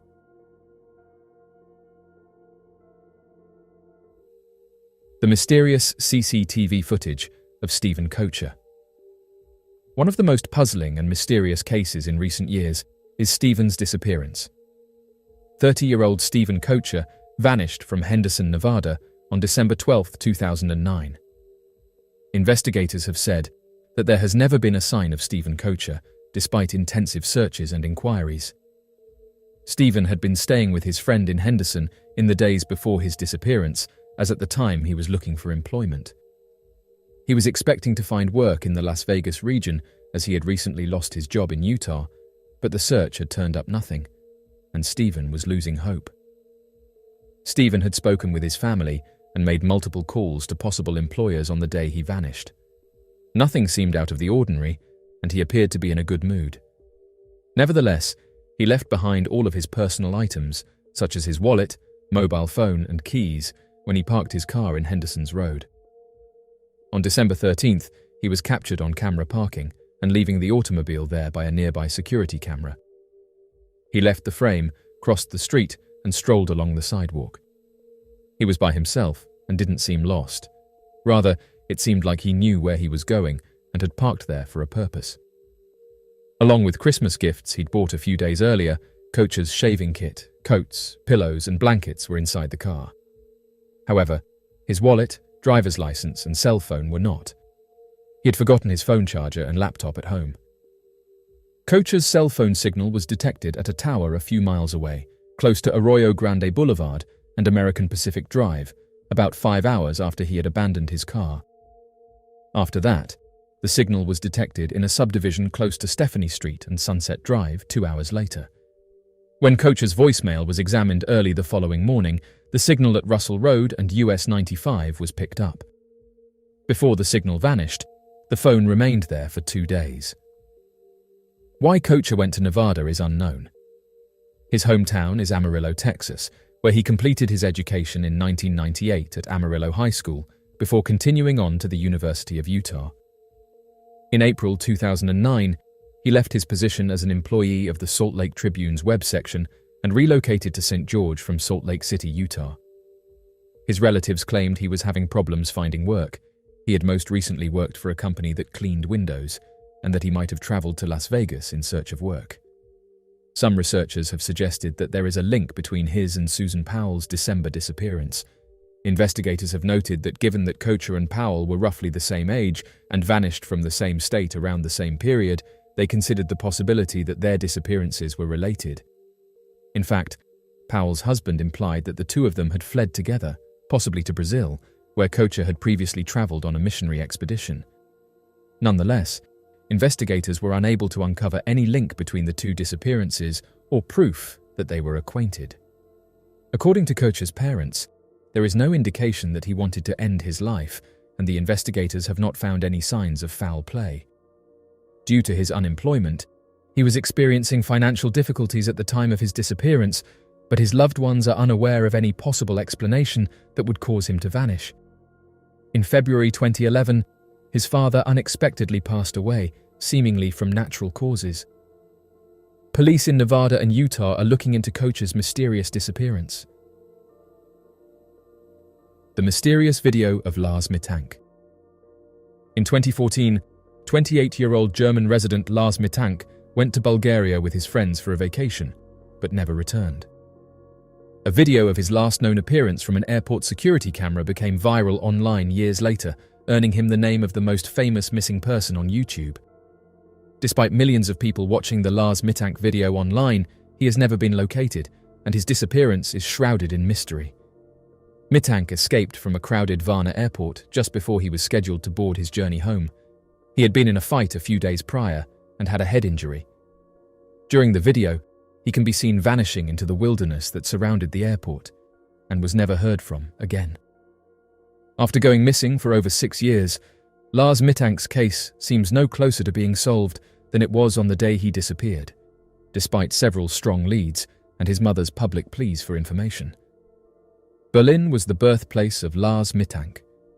At the age of 28, he traveled to Varna, Bulgaria, with a few of his school friends. The group lodged at the Golden Sands Resort, located along the coast of the Black Sea. During the trip, Lars got into a pub brawl with 4 men over which football team, Bayern Munich or SV Werder Bremen, was the best. The other 4 supported Bayern, but Mittank was a fan of Werder. It is said that Mittank departed the bar ahead of his friends, and they didn't see him again until the following morning. Mittank told his friends he had been beaten up when he eventually showed up at the Golden Sands Resort. Various friends provided varying accounts, each of which had varying specifics.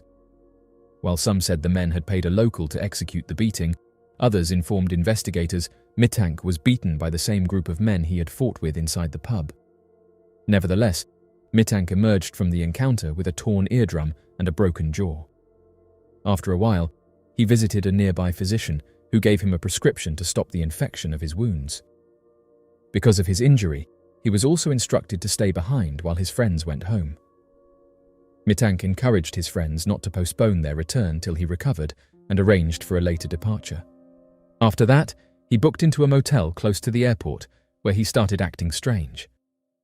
Lars Mittank was caught on tape by hotel security hiding inside the lift, sneaking out of the building at midnight and coming back a few hours later. He claimed that someone was attempting to take his life or rob him when he called his mother. In addition, he texted her to ask her to deactivate his credit cards and inquire about his medicine. The day Mittank arrived at Varna Airport was July 8, 2014. He had a checkup with the airport doctor to discuss his injuries, and even when the doctor assured Mittank he could fly, Mittank didn't seem very comfortable. The doctor claimed that Mittank asked him questions concerning the medication he was taking and was anxious. Mel magazine stated that while Mittank was consulting during the airport's renovations, a construction worker happened to walk inside the office. Mittank was heard saying that he didn't want to lose his life. Mel further stated that Lars threw his things on the ground and ran down the hallway. He scaled a fence outside the airport, and after he got over it, he vanished into a nearby woodland and was never seen again. According to Dr. Todd Grande, a licensed health counselor who wrote about Mittank's disappearance, he stated that Lars Mittank had no prior history of illnesses that would cause him to act like this. Grande stated that Mittank maintained good relationships with his loved ones.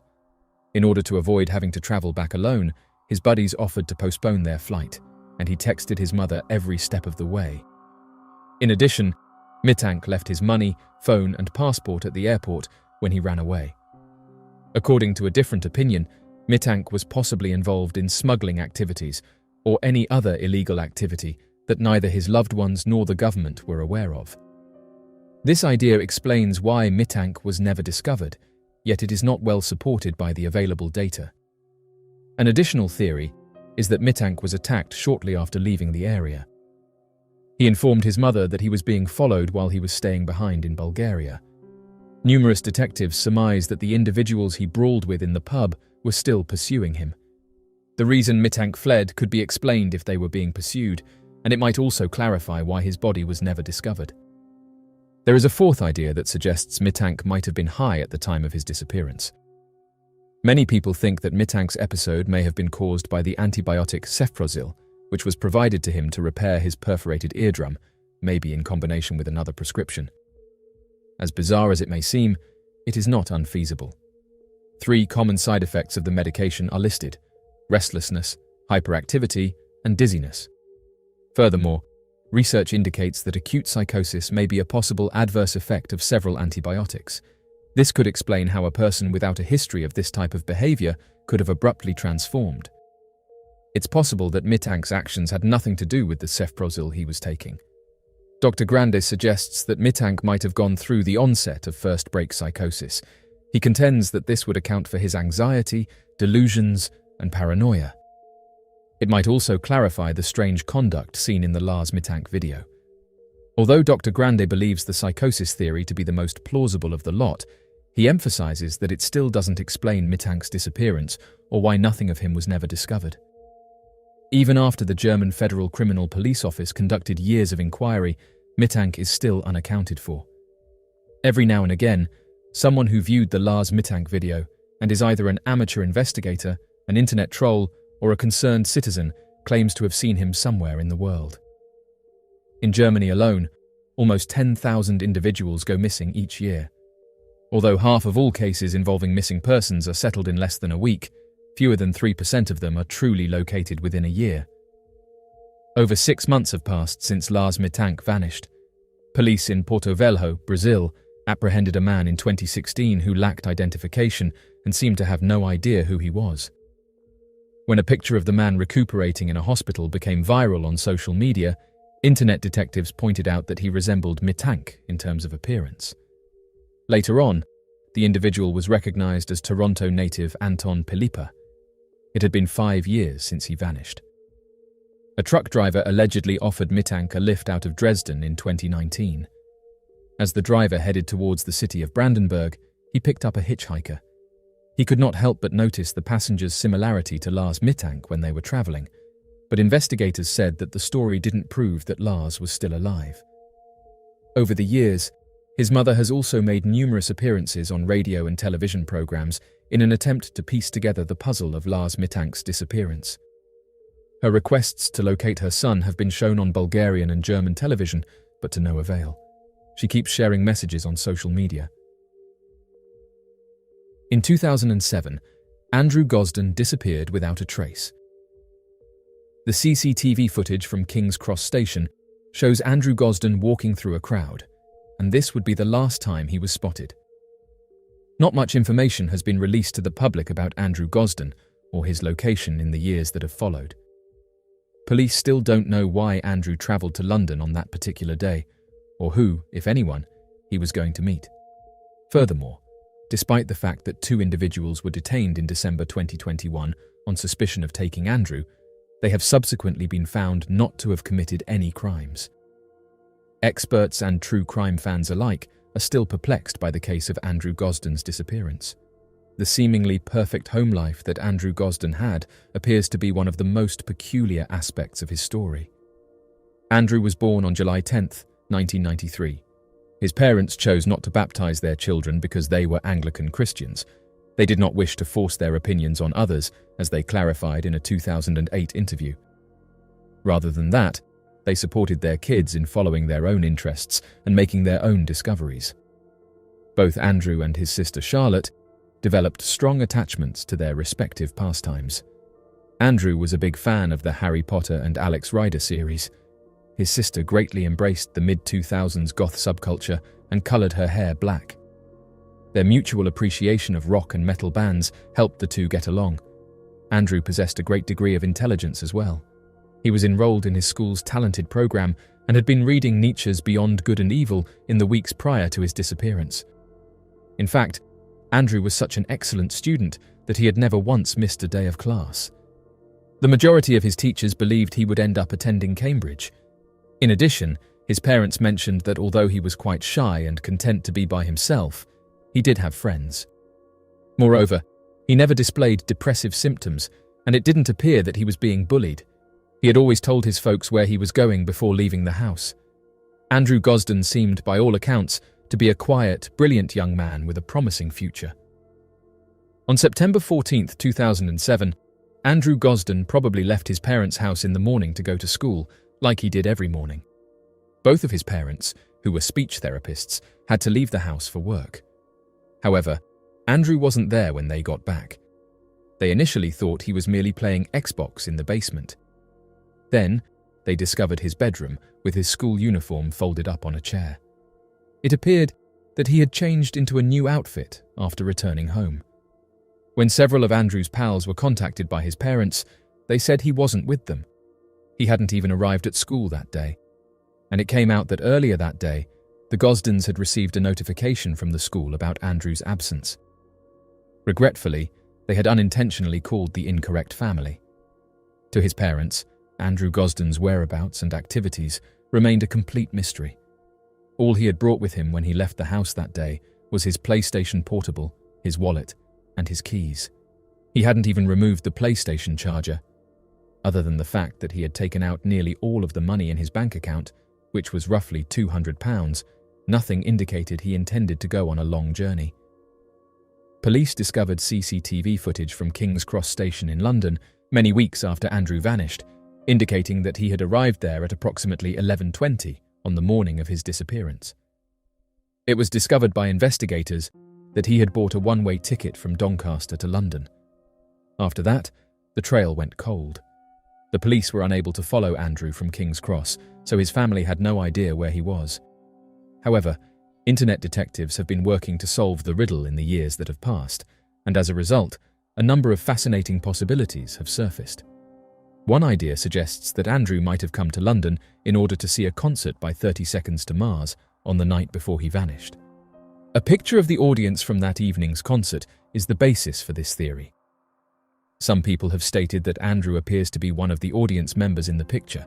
Some have speculated that Andrew might have travelled to London in search of work experience, following in the footsteps of his 14-year-old sister Charlotte, who distributed resumes on the Strand. However, since there is no method to monitor Andrew's whereabouts, these speculations are all that remain. When two men were detained in December 2021 on suspicion of taking Andrew Gosden, it appeared as though something had changed.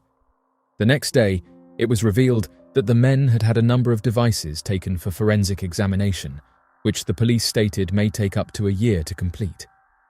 Kevin Gosden expressed gratitude to the public for their support and clarified that the family was only aware of the information disclosed in the police statement.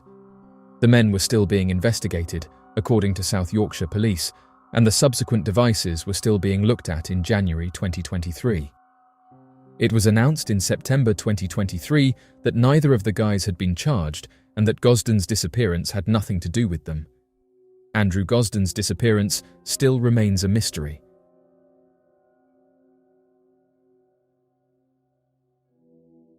In the heart of Anlong County, located in the southwest region of China's Guizhou province, lies a series of pyramidal structures that have captivated archaeologists, historians, and enthusiasts alike. These pyramids, shrouded in mystery and local folklore, offer a glimpse into the region's ancient past and challenge conventional understandings of China's architectural history. The pyramids in Anlong County first came to the attention of the wider world in the late 20th and early 21st centuries. Local residents had long been aware of these structures, but it wasn't until more systematic archaeological surveys were conducted that their significance became apparent. These surveys revealed a series of large, pyramid-shaped mounds that bore striking similarities to other known pyramidal structures around the world, sparking a surge of interest and speculation. The pyramids of Anlong County are characterized by their distinct stepped design, similar to the style of Mesoamerican pyramids, such as those found in Teotihuacan and Mayan cities. Each pyramid consists of several terraced levels, constructed from layers of earth and stone. These terraces are supported by retaining walls made from large stone blocks, some of which weigh several tons. The largest pyramid in the region, often referred to as the Great Pyramid of Anlong, measures approximately 100 meters in base width and rises to a height of around 90 meters. Many who believe in the pyramid theory have said that the precision and scale of the construction suggest that these structures were built with significant engineering knowledge and labor resources. One prevailing theory about the pyramids of Anlong County is that they served as burial sites or tombs for local elites or leaders. Similar to the pyramids of Egypt and other ancient cultures, these structures may have been built to honor and protect the remains of important individuals. Believers have suggested that excavations could uncover burial chambers and artifacts within some of these pyramids, which would help further support this hypothesis. Some researchers propose that the pyramids may have also served a defensive function. The elevated terraces would have provided a strategic vantage point for monitoring and defending against potential threats. The robust construction of the pyramids, with their thick walls and fortified platforms, suggests that they could have been used as strongholds in times of conflict. The discovery of the pyramids in Anlong County challenges traditional views of ancient Chinese architecture. While China is renowned for its pagodas, palaces, and Great Wall, the existence of pyramidal structures indicates a diversity of architectural styles and influences that have yet to be fully explored. This finding prompts a re-evaluation of the cultural and technological exchanges that may have occurred between ancient China and other civilizations. The pyramids of Anlong County are still relatively understudied compared to other archaeological sites in China. Future research efforts are crucial to uncovering more about these mysterious structures. Advanced technologies, such as ground-penetrating radar, 3D mapping, and radiocarbon dating, can provide more detailed information about the construction techniques, age, and usage of the pyramids. Collaborative efforts between local authorities, international researchers, and academic institutions can help to ensure that the pyramids are studied comprehensively and preserved for future generations. Public interest and awareness can also play a vital role in protecting and promoting these archaeological treasures. Online discussions have been ongoing on the source of the peculiar mountain structures. Some individuals propose that they are prototypes of genuine pyramids, while others argue that they are natural formations or even ancient burial sites. Nevertheless, specialists have provided their insights on the issue, advising against excessive interpretation. Professor Zhou Qiuwen from Guizhou Normal University's School of Geography and Environmental Science was interviewed by Chinese media outlets. Zhou clarified that the mountain formations are natural occurrences and attributed their pyramid-like structure to the delicate craftsmanship of nature. Zhou explained that the rocks found in the Anlong pyramids are limestone structures that originated during the early to middle Triassic eras, dating back over 200 million years. The rocks were produced in a marine environment when minerals dissolved in water underwent recrystallization to form the various layers observed today as a result of periodic fluctuations in temperature and geology. Zhou clarified that the conical shape of the mountains is due to the karst topography of the area, which is defined by the presence of rocks that can dissolve in water. These materials are eroded vertically by water, leading to the creation of separate units from the initial mass of rock. The pyramid shape is characterized by steep peaks and broad bases, which result from ongoing erosion, mostly affecting the upper layers while causing less erosion at the bottom. Zhou clarified that the block-like features of the rocks, which resemble man-made architecture, are a result of geological processes in karst landscapes. These processes disintegrate layered rocks into smaller blocks, giving them the appearance of man-made structures. Interestingly, many researchers have pointed out that in China, a country with a rich and diverse history, archaeological research is often shrouded in secrecy and tightly controlled by the government. China has a long history of dynastic rule, each era contributing to the vast tapestry of its cultural heritage. However, not all periods of history align with the current political narrative promoted by the current party. The government has a vested interest in presenting a cohesive and glorified version of history that supports its legitimacy and continuity. Archaeological discoveries that contradict or complicate this narrative pose a threat to the carefully curated historical image. Nationalism plays a crucial role in modern China. Archaeological findings that reveal a complex and diverse historical landscape, including periods of foreign influence or internal strife, can undermine this narrative. By controlling archaeological research, the government can ensure that the discoveries reinforce, rather than challenge, the nationalistic narrative.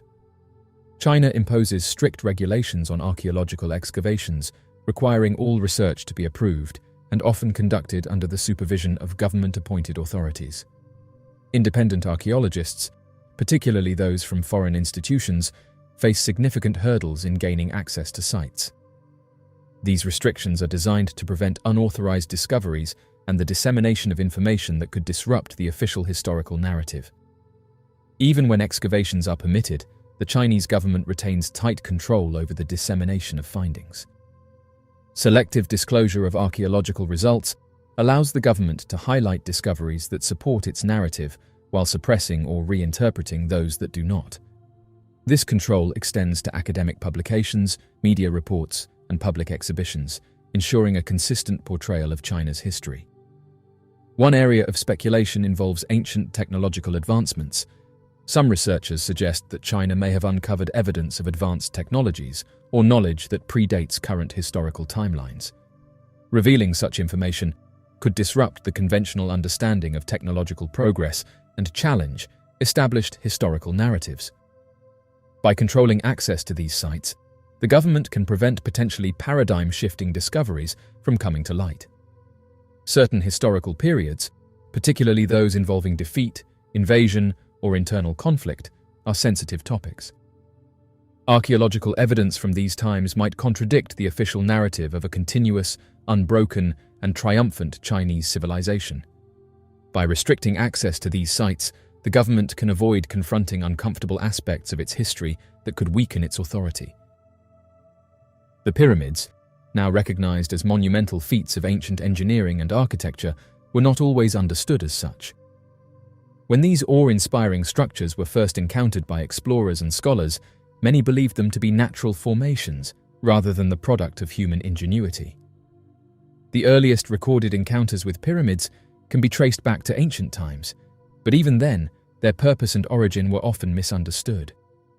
During the Middle Ages and the early modern period, European explorers who encountered pyramids in Egypt, Mesoamerica, and other regions often viewed these structures through the lens of their limited geological and architectural knowledge.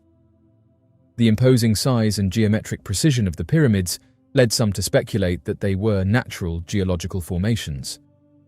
This theory was partly due to the lack of understanding of ancient engineering techniques and the inability to comprehend how pre-modern societies could achieve such feats.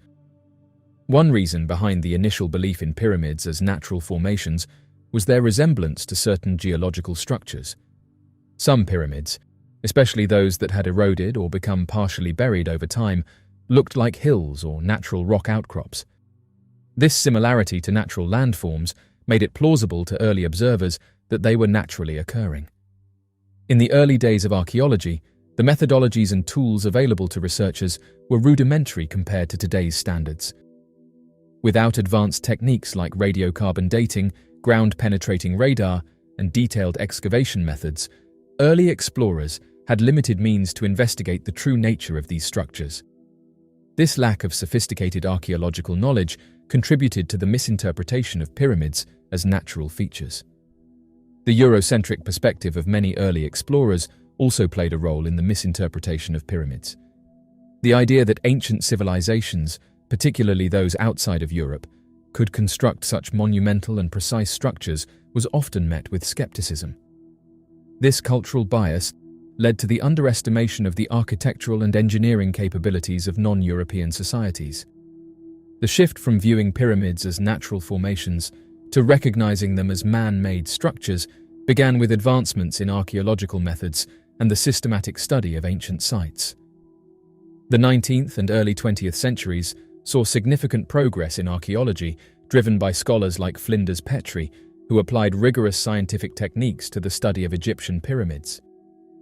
Detailed excavations revealed the construction methods and materials used in pyramid building. Archaeologists uncovered quarries, tools, workers' villages, and inscriptions that provided clear evidence of human involvement. These findings debunked the natural formation theory and demonstrated the sophisticated engineering skills of ancient builders. The integration of historical and cultural context into archaeological studies further solidified the understanding of pyramids as man-made structures. Scholars examined ancient texts, inscriptions, and oral traditions that described the construction and purpose of pyramids. This contextual approach provided a comprehensive view of the social, religious, and political significance of these structures. The realization that pyramids were the product of human effort and ingenuity had profound implications for our understanding of ancient civilizations. It highlighted the advanced engineering, organizational, and artistic skills of societies like the Egyptians, Maya, and Aztecs. This recognition challenged the prevailing Eurocentric views and acknowledged the contributions of diverse cultures to human progress. The study of ancient pyramids has inspired modern engineering and architecture. The precision and durability of these structures continue to amaze and influence contemporary builders and designers. Lessons learned from the construction techniques and materials used in pyramids have informed modern practices in various fields. Correcting the misconception of pyramids as natural formations has improved the accuracy of historical narratives. It has enabled a more nuanced understanding of the development of human societies, their technological advancements, and their cultural achievements. This shift has fostered a more inclusive and accurate portrayal of global history. The transformation from viewing pyramids as natural formations to recognizing them as man-made marvels reflects the evolution of archaeological knowledge and the importance of overcoming cultural biases. Advances in scientific techniques, detailed excavations, and a contextual understanding of ancient societies have revealed the true nature of these monumental structures. The recognition of pyramids as products of human ingenuity has deepened our appreciation for the achievements of ancient civilizations and has had lasting implications for both historical scholarship and modern engineering.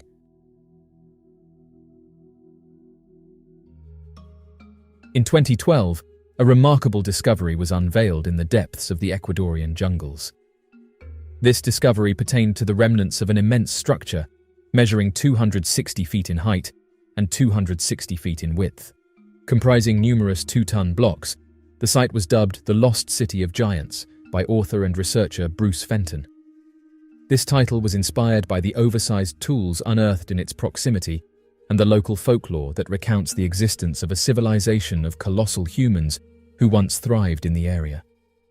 The unearthing of these colossal tools and the allusions to a race of giant inhabitants has continued to captivate the imagination and intrigue of scientists and historians. The extensive scale of the structure's components and its contextual association with massive tools has fueled intense speculation regarding the existence of a civilization of gigantic beings. The expansive edifice comprises a wall that inclines at a 60-degree angle, featuring a level surface at its pinnacle, which has yielded a plethora of artifacts upon excavation. Describing the site, Mr. Duvernay suggested that the configuration resembles a paved wall or an ancient thoroughfare or plaza characterized by a 60-degree inclination, conceivably serving as the cap of a larger architectural entity. The precision in the alignment of numerous stones, their impeccably sharp edges, and apparent human craftsmanship point to their deliberate sculpting. Mr. Duvernay shared these observations following an extensive expedition to the location during the months of April and May, providing valuable insights into the remarkable findings. The courageous explorers who chanced upon the remarkable structure have now embarked on the careful process of unveiling further details about their discovery. Among these findings is the unearthing of several massive stones, featuring perfectly cut circular holes at their centers. This evidence serves to discredit the theory, suggesting that the colossal pyramid-like structure could merely be a natural occurrence. Interestingly, it is becoming evident that the significance of this discovery surpasses initial expectations. The implications of this finding suggest that it may hold the key to unraveling many of South America's enigmatic mysteries and could potentially lead to the revelation of one of the world's most coveted treasures. A multinational team of researchers has put forward the notion that the structure they have discovered could potentially serve as the resting place of Atahualpa, the final ruler of the Incan Empire. Atahualpa met his demise after being captured by the Spanish, resulting in the widespread belief that he was interred alongside a vast fortune in gold, collected by his adherents in an unsuccessful attempt to secure his freedom. The pursuit of this tomb and its accompanying riches has captured the imagination of historians and treasure hunters globally, prompting numerous expeditions in search of this elusive prize, yet none have succeeded in their quest thus far. Bruce Fenton, a British researcher residing in Ecuador and well-versed in the indigenous cultures of the region, holds a contrasting view. He suggests that the recently unearthed site might have origins predating the Inca era and possibly linked to an unidentified pre-Inca civilization. This perspective is rooted in the discovery of around 30 basic tools at the site, alongside the extensive erosion evident on the large stone blocks. The rudimentary tools and the level of erosion observed have led Fenton to postulate a significantly earlier timeline for the site's establishment, challenging the prevailing notion regarding its historical significance. The Ecuadorian authorities have been informed about the discovery, and a team of archaeologists and paleontologists is anticipated to undertake an official expedition. Nonetheless, the investigation of the site is hindered by treacherous conditions. The journey through thick, mountainous jungle from the closest town takes approximately 8 hours, with one of the routes being notorious for the dangers posed by attacks from African bees. Despite these challenges, efforts are underway to facilitate a comprehensive exploration of the area to unveil its historical and scientific significance. For those unaware, back in 2012 when the initial discovery was made, the site under exploration, a remarkably colossal pyramidal-style edifice measuring about 80 meters in both length and height, is situated, featuring steeply inclined walls. This construction comprises asymmetrical, large hewn stone blocks, with each block estimated to weigh around 2 tons at present. The walls of the structure consist of hundreds of these blocks meticulously assembled together.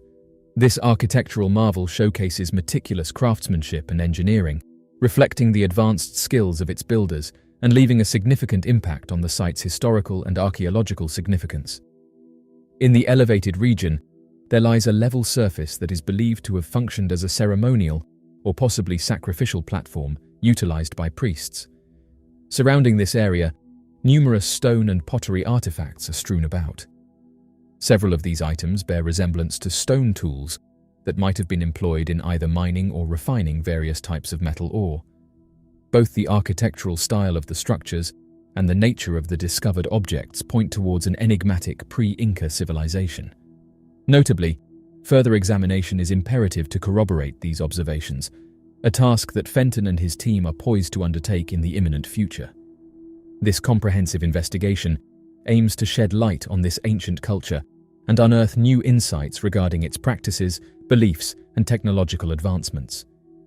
Fenton's observations have identified certain tools within the site that would pose significant challenges for an average-sized individual to wield effectively. As a result, he has postulated that this location could be linked to the fabled lost cities of the giants, a prominent element in local Ecuadorian folklore centered on the Amazonian region. These sites instill profound apprehension in contemporary jungle tribes, as they are believed to be safeguarded by spiritual sentinels or entities not of terrestrial origins. Such legends have endured, evoking both fear and fascination, and continue to permeate the modern understanding of this enigmatic locale. Local folklore tells of colossal humans inhabiting long-forgotten cities steeped in the annals of time. Evidence of giant skeletal remains discovered in caves within the region and across various parts of Ecuador lends credence to these tales. Historically, this specific locale was revered as a major convergence point for diverse tribes, with groups from as far as Brazil making the arduous journey due to the area's perceived enduring significance and considerable energetic resonance. The research team has currently discovered numerous substantial hills in close proximity to the authenticated pyramid construction, with each hill matching the supposed pyramid in size. It is plausible that these hills could potentially be undiscovered pyramids. If proven true, this discovery could indicate the existence of a remarkably large city and a complex of pyramids. This finding has the potential to significantly reshape our understanding of the historical and archaeological landscape in the region. A globally diverse group of specialists in ancient megalithic structures and pyramid technologies are making preparations for upcoming expeditions to the location. Their objective includes precise mapping and the production of a 1-hour documentary highlighting the remarkable attributes of this captivating site. During the course of the investigation, extensive soil removal on a large hill exposed what appear to be carefully cut and refined stone blocks. These blocks exhibit remarkably smooth surfaces, their aging process seemingly slowed by a protective layer of earth. Conversely, on an alternate side of the pyramid structure, a weathered and eroded wall has been unveiled, contrasting with the stones still concealed by soil. This observation lends support to the hypothesis that, if of human origin, the site is indeed exceptionally ancient, surpassing the age of other known sites in Ecuador. Fenton has put forth the theory that a seismic event, or a heavy tropical rainstorm, triggered a landslide, resulting in the descent of soil and vegetation from one of the walls. The pyramid wall exhibits a diverse range of shapes and sizes in its blocks, creating a seemingly disorderly yet intriguingly unique architectural style. If it were indeed constructed by humans, the construction challenges faced by the engineers and builders of that era would have been quite significant. The stonework bears a striking resemblance to the masonry found at other ancient sites in Peru, such as the fortress at Sacsayhuaman. Interestingly, local Indians attribute the construction of Sacsayhuaman to an ancient civilization with the remarkable ability to soften rocks using a plant-derived substance, challenging the mainstream attribution of the construction to the Inca. This suggests the existence of advanced ancient techniques and knowledge that defy conventional understanding. Upon close examination of the stone blocks, it is evident that a resilient bonding substance, akin to cement or concrete, exists between them. While it is widely believed that the Inca civilization refrained from using mortar and instead fashioned blocks to seamlessly interlock, the presence of bonding material amidst certain large cut stone blocks challenges this notion. Closer scrutiny also raises the possibility that this substance could be a form of vitrified material. Furthermore, instances of vitrified stone have been observed at various ancient sites across Latin America, indicating a recurring phenomenon. This discovery sheds new light on the construction techniques employed by ancient civilizations, prompting further exploration and analysis in the field of archaeology. The researchers at the excavation site also stumbled upon what seemed to be exceptionally large implements, seemingly impractical for individuals of average stature to wield. This discovery has prompted Fenton to speculate that this site could be one of the fabled lost cities of the giants, prominently featured in local Ecuadorian folklore about the Amazonian region. These legends revolve around colossal humanoids who inhabited cities that have since faded into obscurity throughout history. Notably, the region has seen the unearthing of massive skeletal remains in caves, further reinforcing the presence of gigantic inhabitants, a phenomenon not limited to this particular area but also observed in various other regions of Ecuador. The implements seem to resemble excessively large hammers, perhaps with stone heads. If these were affixed to sturdy wooden shafts, they would possess remarkable size and weight, rendering them impractical for everyday use by the average Incan or indigenous Indian. These individuals were typically of slight build, with an average height of about 5 feet, making it challenging for them to wield such hefty tools effectively.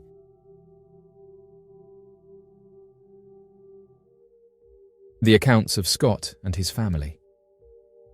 Back in November of 1991, an individual would join a support group after claiming to have been taken by mysterious entities over the course of his entire life. According to the man, who chose to go by the name Scott, he claimed that he only started to remember the events after years of suffering from terrible nightmares that appeared to have exacerbated feelings of both stress and anxiety. When dwelling on the nightmares for several years, the memories of strange humanoid creatures entering into his room started coming back to him, but remained cloudy, as if he had been waking up from a dream. According to Scott, the first event that he could remember occurred sometime back in April of 1990, in which he claimed that a group of small beings he would refer to as short guys would enter his room in seemingly impossible ways. Although at first he was unsure, Scott believed the beings to have been connected with visions of hovering flying saucers and strange lights in the sky, as he claimed to have another hazy memory of having encountered a flying saucer when he was only 10 years old. Desperate to figure out the cause of these strange memories and sudden anxieties, Scott attended several sessions with a therapist who would later refer Scott to a hypnosis psychiatrist who specializes in these types of cases. It was during these several months of hypnosis sessions that Scott would slowly remember many of these bizarre experiences in vivid detail. The oldest experience that Scott was able to remember during this time occurred when he was only 3 years old. According to Scott, he remembered playing in a dirt area outside of his home with his trucks when he realized that he was all alone. With his parents inside the house, Scott was having fun moving his trucks through the dirt and pretending to transport mounds of dirt to different areas when he saw movement out of the corner of his eye. The property that Scott was playing at rested adjacent to an untamed wilderness area, and it was near the brush and trees of the adjacent wilderness that Scott claimed to have seen 2 humanoid beings appear from seemingly out of nowhere.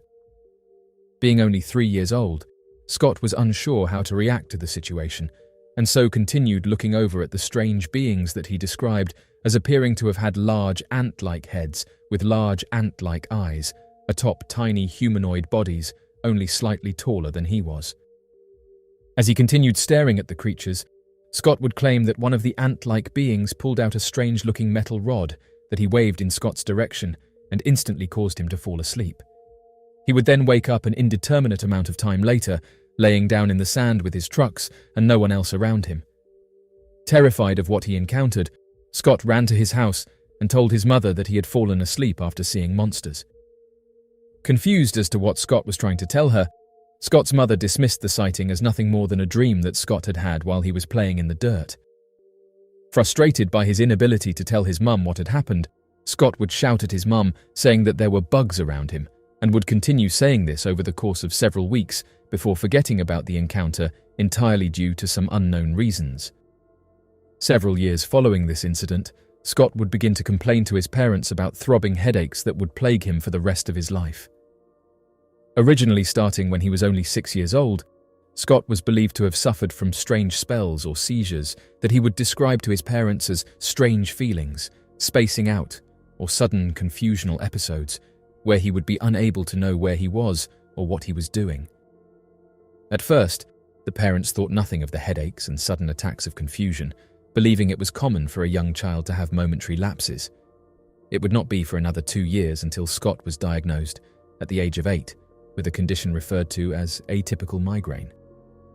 Despite the doctors not knowing exactly what Scott was suffering from, he would be forced to take mild painkillers until high school to deal with the sudden headaches. It was at around the age of 8 that doctors decided to take a few readings from an electroencephalogram, also known as an EEG, to get readings of Scott's brainwaves. Although his brainwaves were typical, it was during his sudden migraines that Scott's brainwaves suddenly began to show abnormal readings, as if he was no longer in a conscious state and would abruptly enter a stage between conscious and unconscious, commonly seen in patients of hypnotic regressions. Confused as to what they were seeing, the doctors assumed that the condition was being caused by mild seizures and would prescribe Scott with anticonvulsant medication that had very little effect on his confusion episodes. It was around his 9th birthday that Scott would suffer from another event that he would not recall for many years later. According to Scott, he and his sister Lee would often play outside in this hidden area they referred to as the gully. It was at the gully that Scott and his sister would claim to have witnessed a flying saucer and strange lights in the sky that moved erratically. Scott's sister Lee would also recall the events and claimed that she had believed the gully to have been a very special place and that the hovering ships had visited them several times while they were alone. It would not be until Scott was around 12 to 13 that he would claim to suffer from vivid hallucinations. Although Scott was unaware of his hallucinations, notes from medical professionals concerning his case had written down what he had told his doctors during a routine checkup. According to the doctor's notes, Scott had complained of seeing a spinning coloured triangle and a feminine figure staring at him standing over his bed while he was trying to sleep. Other recorded hallucinations claim that Scott had seen this feminine figure at other times, standing near him while he had been outdoors and standing outside a car door when he had been camping and sleeping within the car. Doctors were hesitant to connect the sightings with the migraines, as they were unsure of whether or not the hallucinations were merely misremembered nightmares, but by age 15, Scott's medical records would describe these episodes and claim that one of the symptoms of his illness was visual hallucinations. By the time Scott turned 19, he felt increasingly dissatisfied with medical professionals and claimed that his doctors were practicing hit-or-miss medicine practices, a slang term that meant the doctors had no idea what they were doing and were merely prescribing any kind of medication to solve Scott's problems. His last visit would occur sometime around this time, when a visit to the doctor would reveal normal EEG signatures, and his prescription medication would be discontinued. Scott would never visit a doctor for his migraines for the foreseeable future. Scott would later believe that the strange migraines and shifts of consciousness were somehow connected to the incidents, and that whenever his head was hurt, he was opening up a two-way telepathic channel between his thoughts and a nearby extraterrestrials. According to Scott, when the strange humanoid creatures would visit, the creatures would often communicate with him via an unknown and mysterious ability that acted like a two-way channel. He was aware that the creatures could see into his mind and hear his thoughts, and he was also able to see into their mind and hear their thoughts, but because their minds were so different, it would cause severe migraines and be nearly impossible to decipher. When using hypnotic regression, Scott was able to remember an incident that he would refer to as a biggie that had occurred when he was around 10 years old. As Scott was sleeping in his room, he awoke to a strange humming sound and saw what he described as a huge flying saucer hovering outside his bedroom, visible from his bedroom window. As he was staring at the flying saucer, a group of the small humanoid beings entered his room through the hallway. The family dog, which had been barking and growling at the creatures, was immediately knocked out and put to sleep when one of the creatures waved a rod in the dog's direction, causing it to fall asleep in the hallway at their feet. As the creatures filed into Scott's room, they waved the rod over him, causing him to suddenly enter into an almost dreamlike state of consciousness.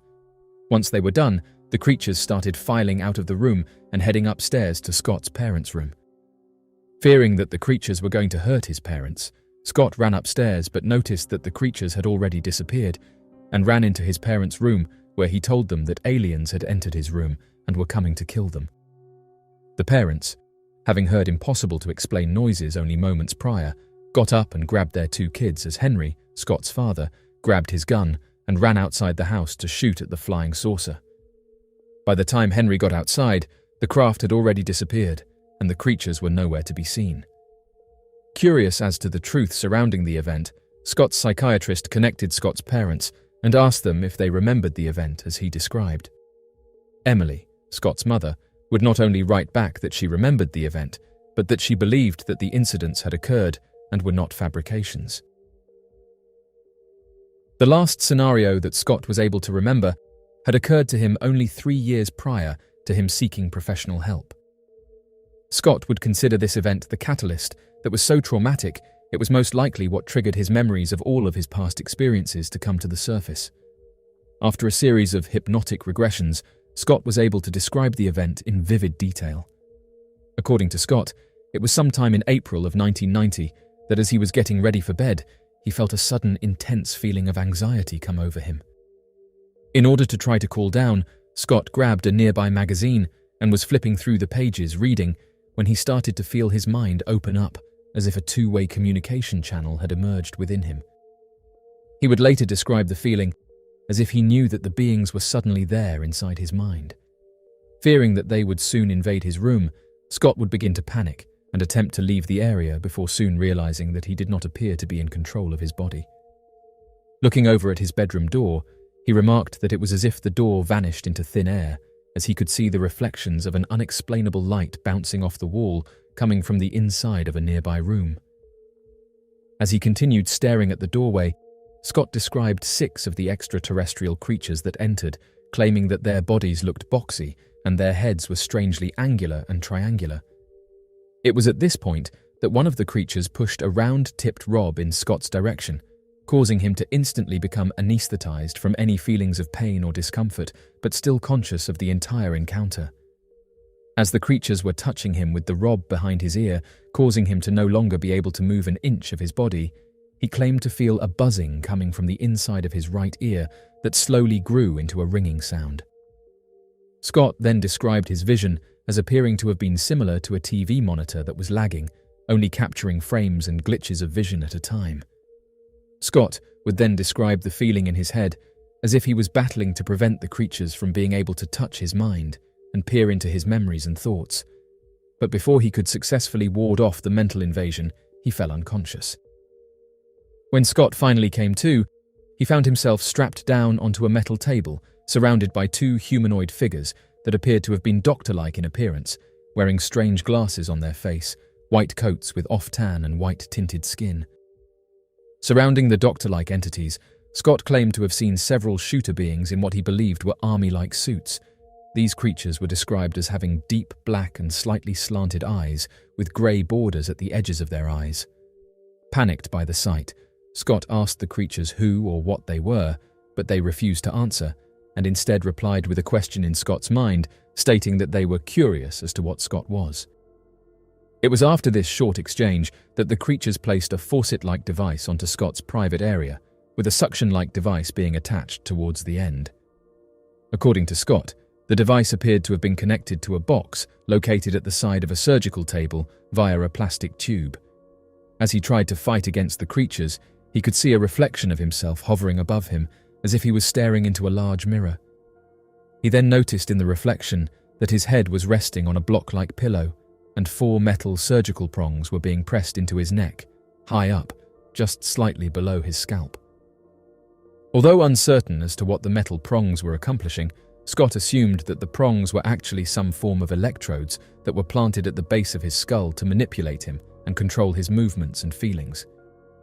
Shortly after looking into his reflection, the creatures would soon turn on the device and begin extracting copious amounts of Scott's DNA. The forceful extraction caused terrible pain as he began questioning why the creatures were doing this to him. It was at this point that the beings began to communicate telepathically with Scott and telling him that they were going to use his DNA for experiments. Unsure of what they meant, they clarified to Scott, telling him that they were going to use him as a father so that they could make babies with Scott's genetic material for future purposes, though failed to elaborate what those purposes could be. Shortly thereafter, Scott would pass out from the pain and awake in his room the next morning with several bruises and pins in his body that appeared similar to shots and surgical marks. Oddly enough, when Scott started to attend the routine hypnotic sessions, Scott's sister, Lee, also chose to attend a session of her own, as she believed that she had suffered the same fate in the past by these impossible-to-explain creatures. Unfortunately, any information surrounding Scott's sister is unknown, though Scott believes that his sister and possibly his mother had suffered from similar events in the past, but are unaware of their experiences, similar to how he had been before opening his mental block. Although it's impossible to know for certain, Scott believes that the creatures were planning on using harvested sperm to create hybrid creatures that could one day take over the planet and have the genetic composition and health necessary to adapt to our planet's climate. In the vast expanse of the Arizona desert lies a mystery waiting to be uncovered. In the vicinity of a remote ranch, someone stumbled upon a puzzling discovery. They added that a mysterious, deserted structure was found, its rooftop bearing the cryptic distress signal SOS. This intriguing finding took place in the vicinity of the Cushman Ranch, adding a layer of mystique to the already captivating landscape. In the vicinity of this area, the predominant geographical features are arid desert landscapes and expansive canyons, with the user who found it stating that there is nothing close by. The story begins with someone using Google Earth, but leads to the discovery of something far more unsettling. For one explorer, the journey began with a casual perusal of Google Earth, an online platform that provides satellite imagery and aerial views of locations around the globe. Armed with nothing more than curiosity and a desire to explore the unknown, this individual embarked on a virtual journey through the remote corners of Arizona, scanning the landscape for any signs of human habitation. As the cursor traversed the digital terrain, it suddenly halted over a peculiar anomaly, an isolated structure nestled amidst the desert dunes, far removed from any known civilization. At first glance, the building appeared nondescript, a weather-beaten edifice with crumbling walls and a roof that bore the scars of time and neglect. But upon closer inspection, something caught the explorer's eye, a series of crudely carved letters etched into the surface of the roof. Intrigued by this cryptic message, the explorer zoomed in for a closer look, hoping to unravel the mystery concealed within the abandoned structure. Driven by a sense of curiosity and a desire to uncover the truth, the explorer embarked on a virtual expedition, scouring the surrounding area for clues and insights into the building's strange past. Piecing together fragments of information gleaned from satellite imagery and online research, the explorer uncovered a tale of abandonment and isolation, a forgotten outpost in the unforgiving desert landscape. But amidst the desolation and decay, the message carved into the roof remained, a silent plea for help, a desperate cry for assistance in a place where few would dare to venture. As of right now, many questions remain. Who had carved those letters, and under what circumstances? Was it a distress signal from a stranded traveller, a last-ditch effort to summon aid from the unforgiving wilderness? Or was there something more sinister at play, a mystery lurking beneath the surface, waiting to be unearthed? Oddly enough, only 4 people have left a review for the area, 2 of these leaving negative reviews, and some suggested that this could be a good starting point to get to the bottom of the mysterious message. However, as of right now, there is very limited information on why this building was left the way it was. Every year, the realm of human understanding is enriched with a plethora of groundbreaking discoveries, contributing significantly to the expansion of our knowledge base. The journey of exploration often leads us to unveil these fascinating findings, some of which present themselves with straightforward explanations, while others shroud themselves in mystery, prompting further inquiry. It wasn't too long ago when reports surfaced about a peculiar sighting in the Ural Mountains, as a group of hikers stumbled upon a strange structure tucked away amidst the rugged terrain. This incident sparked a wave of curiosity and speculation, captivating the minds of both experts and enthusiasts alike. In the wake of the initial revelation, Dmitry Krylov and Elena Pomortseva embarked on an expedition to delve deeper into the undisclosed area, aiming to unravel the mystery surrounding the mysterious structure they had heard about. Rumors had circulated for decades about a colossal pyramid concealed within the mountains, yet limited resources hindered any substantial investigation into this anomaly. Notably absent from maps, the mountain housing the purported pyramid remained unnamed, a peculiarity considering neighboring peaks were clearly identified. Through their exploration and discussions with a select few who had approached the alleged pyramid, Dmitry and Elena unearthed its staggering elevation of 774 meters. To contextualize this height, the renowned Great Pyramid of Giza stands at 139 meters, making this newly discovered structure more than 5.5 times larger. This revelation not only shed light on the magnitude of this hidden marvel, but also sparked a newfound curiosity about its origins and significance in the region. The group of hikers shared their experience on an expedition with a local news agency, highlighting a discovery they made while mapping out a route for tourist fishermen in the Perm territory in early May. Their exploration involved studying satellite images, which led them to a peculiar finding, a mountain with remarkably precise characteristics. This mountain, measuring 1 kilometer in length, stood out due to its perfectly uniform edges aligned precisely with the cardinal points. The hikers were astounded by the meticulous alignment, questioning the natural occurrence of such a phenomenon. They marveled at the fact that the mountain showed no deviation from its cardinal alignment, prompting them to consider the possibility of human intervention in its creation. The exactitude of the orientation and the consistent length of the edges left them pondering the unlikely prospect that this pyramid-like structure could be a product of human craftsmanship amid natural surroundings.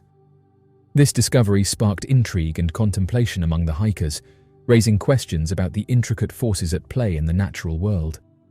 The team conducted additional explorations in the vicinity to gain a deeper comprehension of their subject. Upon meticulous analysis, they reached the verdict that the structure under scrutiny deviates significantly in accuracy from the neighboring mountains, leading them to surmise that its formation is unlikely to be of natural origin. The intricacies of the anomaly prompted a comprehensive investigation into its characteristics, dismissing conventional attributions to geological processes. This heightened scrutiny expanded their understanding, compelling a reassessment of established notions regarding the landscape's geological history. In a remote and challenging-to-access location lies the mysterious pyramid, isolated amidst towering mountain peaks reaching heights of up to 1.5 kilometers. Situated approximately 80 kilometers away from the Khanty reindeer herders, this mysterious structure stands apart from the renowned Narodnaya and Manaraga mountains to its north. While tourists typically traverse the well-worn paths on the western side of the Urals, avoiding this particular terrain by a distance of 40 kilometers, it remains largely unexplored and desolate. This region can be aptly described as a true wilderness, inhabited solely by creatures such as bears, moose, lynx, and wolverines, with no human presence in sight. The collective is now inviting scientists and researchers to investigate the region to examine its structure and ascertain its potential artificial origin. Despite the seeming improbability of a significant structure evading detection for an extended period, historical sites like Machu Picchu exemplify how nature can obscure human creations over time, as demonstrated by its unrecognizable state before restoration, serving as a testament to Earth's reclamation power. Another compelling illustration is the recent discovery of pyramids in the Amazon rainforest, where experts utilized LiDAR technology to unveil a hidden network of ancient cities. Dating back to 500 to 1400 AD, these cities were concealed beneath the dense jungle foliage. The researchers conducting the study unveiled remarkable and intricate constructions previously unseen in this area. Noteworthy findings include expansive 16-foot-high terraces spanning 54 acres and towering 69-feet conical pyramids, all representing architectural marvels hitherto unknown in the region. The unearthing of such findings underscores the vast knowledge that remains untapped in unraveling our historical past. A recent intriguing revelation suggests a possible link between the asteroid that led to the demise of the dinosaurs and the genesis of the Amazon rainforest. While the catastrophic impact of this asteroid on Earth around 66 million years ago is widely acknowledged, recent research indicates a potential dual outcome: the birth of the remarkably diverse Amazon ecosystem. An extensive investigation detailed in the prestigious journal Science delved into the analysis of numerous fossilized plants, shedding light on the aftermath of the mass extinction triggered by the infamous meteorite. This study not only deepens our understanding of the event's ecological repercussions, but also hints at a profound connection between a prehistoric cataclysm and the flourishing of one of the world's most biodiverse habitats. In a significant event, approximately 75% of all forms of life on the planet, ranging from massive dinosaurs to minuscule bacteria, faced extinction. However, today, this devastated area thrives as one of the most diverse ecosystems known to mankind. Delving into the repercussions of this ancient mass extinction holds paramount importance as it sheds light on the potential outcomes of a modern-day mass extinction driven by human activities, currently a looming reality. Surprisingly, research has unveiled a startling revelation. The catastrophic incident responsible for eradicating a large proportion of Earth's biodiversity also played a pivotal role in the formation of the vast tropical rainforests that adorn our planet today. This revelation not only underscores the intricate interconnectedness of ecological processes, but also underscores the transformative power of cataclysmic events in shaping our world's biodiversity in unexpected ways. Following the anticipated occurrence, an in-depth examination of plant remnants from the periods preceding and succeeding the catastrophic event uncovered significantly transformed terrains. Prior to the asteroid impact, the landscape bore a resemblance to today's sparse growth of conifers and ferns, where the ample space between plants facilitated abundant light reaching the ground, unlike the dense, suffocating rainforest found in the Amazon today. Subsequent to the mass extinction that claimed the lives of millions of species, plant variety diminished by an estimated 45%. An analysis of more than 50,000 fossilized pollen samples indicated the dominance of flowering plants in the region for the ensuing 6 million years, ushering in an era referred to as the Reign of Flowers. As the region embarked on a path to recovery from the catastrophic aftermath and new species emerged, the vegetation began to flourish more densely, enabling vertical growth that fostered the evolution of novel species of shade-tolerant plants, flourishing in the transformed ground level of the emerging jungle. Peruvian authorities have recently unveiled a fresh image of a purported extraterrestrial being unearthed in Peru. A notable revelation in this instance is the identification of a metallic implant located within its neck. This development has sparked significant interest within the scientific community and among the public alike due to the potential implications it carries. The occurrence of an extraterrestrial being receiving an implant in Peru for the very first time has sparked a multitude of inquiries and uncertainties. This unprecedented event has led to a surge in curiosity and speculation within the scientific community and the public alike. The unveiling of the exhibition titled The Dried Beings of Nazca, an Ancestral Mystery, took place on March 12th, marking the commencement of its showcase to the general public at the esteemed venue of the Los Angeles County Museum of Natural History. The exhibition showcases a diverse assemblage of 12 mummies originating from the Nazca culture, which was a prominent pre-Columbian society situated in the southern regions of Peru. The remarkable aspect of these mummies lies in their diminutive stature and the unique mummification practices employed. In contrast to their counterparts from different pre-Columbian societies, the Nazca people eschewed the traditional methods of excising internal organs or wrapping the remains in bandages for preservation. Instead, they purportedly relied on a clandestine method that encompassed the application of heat, pressure, and the utilization of specific botanical specimens. Recent research endeavors are currently underway to decipher the factors contributing to the demise of these individuals, tracing back their lineage and unveiling the methods employed in their mummification process. The utilization of advanced technologies such as DNA analysis, CT scans, and radiocarbon dating has paved the way for a deeper understanding of this age-old enigma.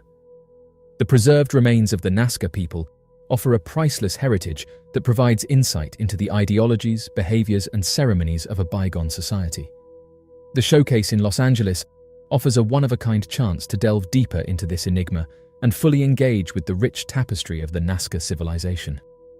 Delving into the depths of the Nazca culture through these desiccated beings not only enriches our understanding of ancient civilizations, but also sheds light on the intricate web of traditions and customs that shaped their existence.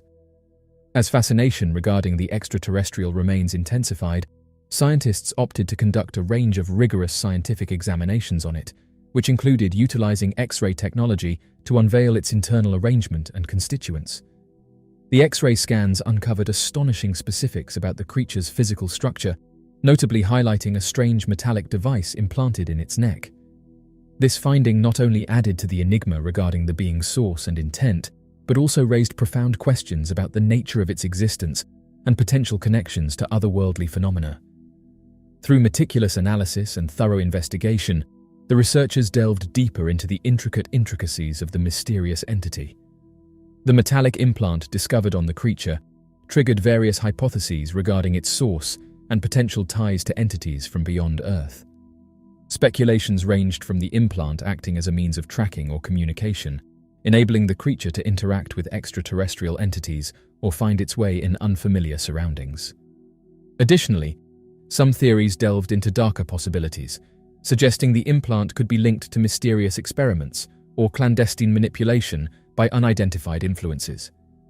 This phenomenon has spurred intense scrutiny and debate within scientific communities, with researchers and experts exploring the depths of these conjectures to unravel the enigmatic connection between the creature and the enigmatic implant, shedding light on a captivating mystery that continues to captivate minds worldwide. As information regarding the X-ray analysis became public, a wide array of individuals across social networking platforms expressed their opinions on the implications of the results and the authenticity of the unearthed extraterrestrial remains. The dissemination of the X-ray findings sparked a diverse range of reactions and discussions online. Proponents advocating the discovery of the alien body emphasized the credibility of the X-ray pictures by highlighting the detailed record-keeping and strict scientific procedures utilized throughout the investigation. They articulated that the thorough documentation and precise scientific methodology applied during the examination supported the authenticity of the findings.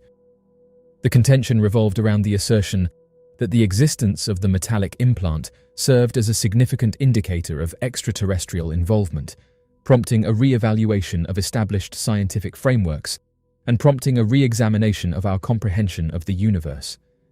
The unearthing of the extraterrestrial cadaver in Peru, coupled with the unmasking of the metallic implant, carries significant repercussions for our comprehension of the cosmos and the potential existence of alien life forms. Should this find be validated, it has the potential to trigger a fundamental shift in our grasp of the universe, compelling us to reassess our relevance in the grand scheme of things and the plausibility of other sentient entities inhabiting the vast expanse of space. This revelation not only challenges our current beliefs, but also prompts a re-evaluation of our philosophical and scientific frameworks, raising profound questions about humanity's place in the universe and the prospect of encountering intelligent life beyond our planet. Speculation is rampant regarding the inception and objectives of the extraterrestrial entity, with a plethora of hypotheses spanning from visitors from distant galaxies to governmental trials. Certain theories posit that the being possibly descended to Earth following a UFO crash, whereas alternative viewpoints suggest it could be a bioengineered entity fabricated by sophisticated societies. The enduring enigma surrounding this alien presence has captivated minds worldwide, fueling debates and fostering a sense of intrigue. This man just translated what the forensic specialist said about the aliens during the Mexican UAP hearings. Before we carry on, it's important to point out this individual's credentials. His name is José de Jesus Zalque Benitez, and his rank is Lieutenant Commander. He has a master's degree in forensic medicine from the Military School of Health graduates of the Mexican Army, specialization in national security intelligence from the prestigious National Institute of Public Administration, diploma in aerospace medicine, awarded by the Mexican Air Force under the Ministry of National Defense, diploma in forensic anthropology from the renowned National School of Anthropology and History, aerospace medicine diploma from the Directorate General of Military Health, Ministry of National Defense. And in addition to his military service, he serves as an adjunct professor at both the National School of Anthropology and History and the University of London. They said the following: "It is an honor for me to present on such a high platform the results of my analyses derived from the study of the anatomy of these non-human bodies. As a forensic doctor, in collaboration with the biologist José de la Cruz Rios, and based on the results of various scientific evidence, such as X-rays, computed tomography, three-dimensional reconstructions, macroscopic and microscopic analyses, histology, carbon-14, forensic anthropology, comparative anatomy and DNA analysis, which is the queen of evidence in forensic sciences for comparative studies, I can affirm that these bodies are not related to human beings. For this purpose, I will start with the description of the images that we will see next. Their bodies approximately 60 centimeters long, covered by a white powder that, through electron microscopy, we identify as diatom powder, which allows the desiccation of the bodies, as well as the absence of the generation of bacteria, fungi, and cadaveric fauna. The presence of this dust allows the perfect conservation by desiccation of these bodies, causing a natural conservation process over time, which we were able to calculate by applying the carbon-14 test, which indicated and dated an average of 1,000 years old. This makes the place where these bodies were found an ideal place for their conservation and preservation by whoever or those who deposited them at this site in Peru. Entering the topic of anatomy, we can see that they have a humanoid structure that consists of a head, trunk, abdomen and limbs, which end in tridactyl hands and feet. The bone structure of the entire skeleton shows us perfect harmony and agreement between the joints. The final part of each bone fits perfectly with the bone that follows it, and the wear of these is also observed due to the movement of the specimen's own biomechanics, being very resistant bones, but very light and strong, similar to those of birds. The head is an element of particular interest, since it is large in its proportions compared to the body. However, it is a pneumatized skull, that is, with spaces that allow it to be very light but rigid and resistant, with a large intracranial cavity, which evidence that it was a container for very large brain or neurological material. Likewise, we see that the spaces in the eye orbits are very large in size, which would allow a very wide stereoscopic vision for this specimen. It has very small nostrils and an oral cavity that, due to its jaw joint and absence of teeth, allows us to determine that its nutrition was by swallowing and not by chewing.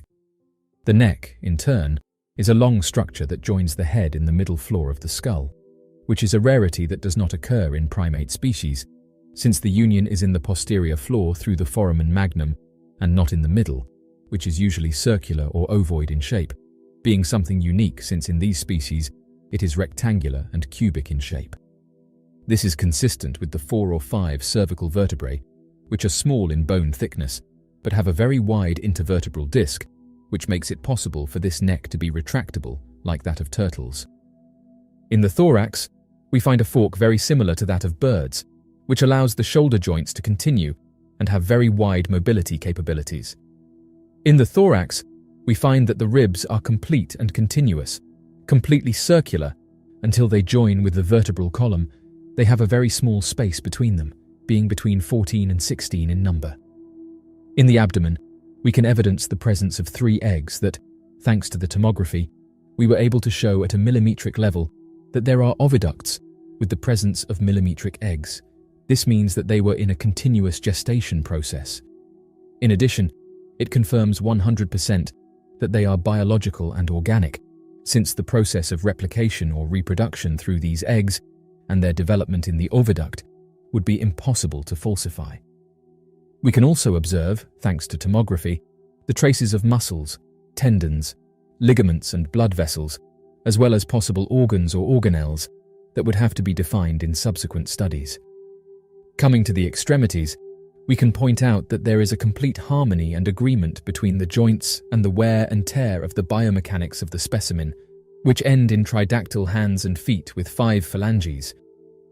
This would allow them not to occupy the thumb as a position, but rather use 3 fingers in a wrapping manner to hold things.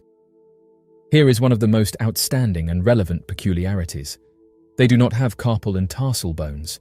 The phalanges are direct to the bones of the arm and forearm, in addition to ending in a kind of nail bed for the nail, and that observation of microscopes we found fingerprints.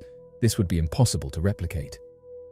These fingerprints are of particular interest, since most specimens on this planet have deep or circular footprints, and the fingerprints of these specimens are completely straight and horizontally linear.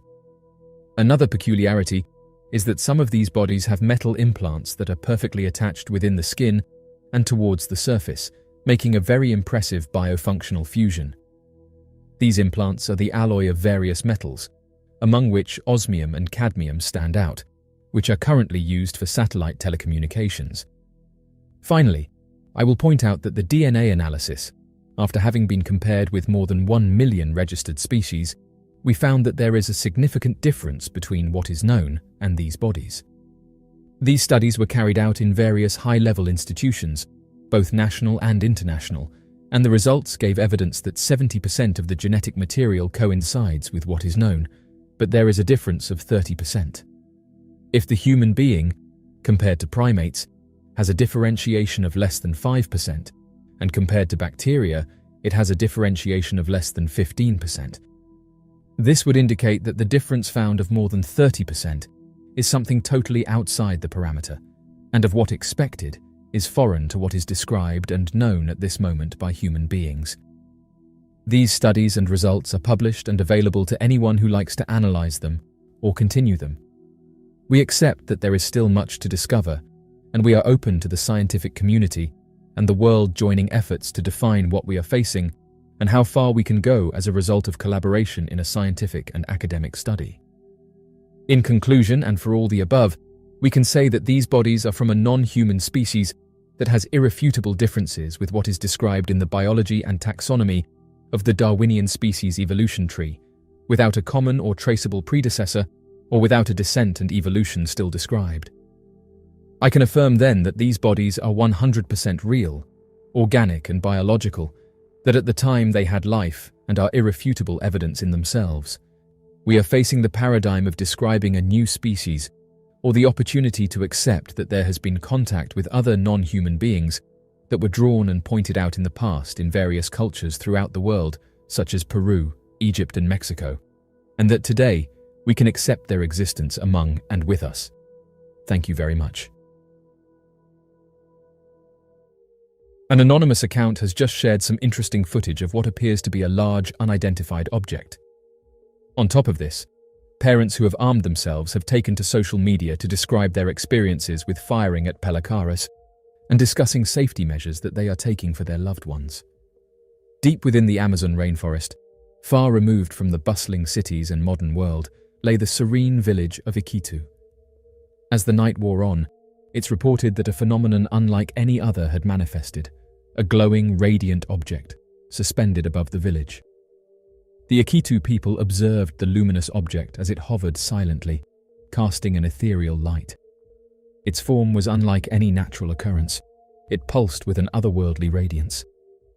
The locals' gazes were locked on the celestial visitor, for it defied all explanation, and wasn't the first time that such an object had been seen above the area. The phenomenon of glowing, unidentified flying objects has captured the imagination of humanity for decades. These mysterious, luminous objects darting across the night sky have fueled numerous speculations, theories, and debates. As of right now, the Akitu people have said that these sightings can be traced back centuries, with various people documenting unusual aerial phenomena. For the past several decades, there are accounts of bright celestial objects that left witnesses awestruck. As of right now, this is the latest news to come from the region, and many residents have questioned why this story hasn't been picked up by the mainstream media. In the last few days, dozens of people have been hit by energy weapons in Peru, linking the attacks to mysterious 7-foot glowing entities. As mentioned, this has been happening now since July, and locals have described feeling trapped, saying that they don't feel safe.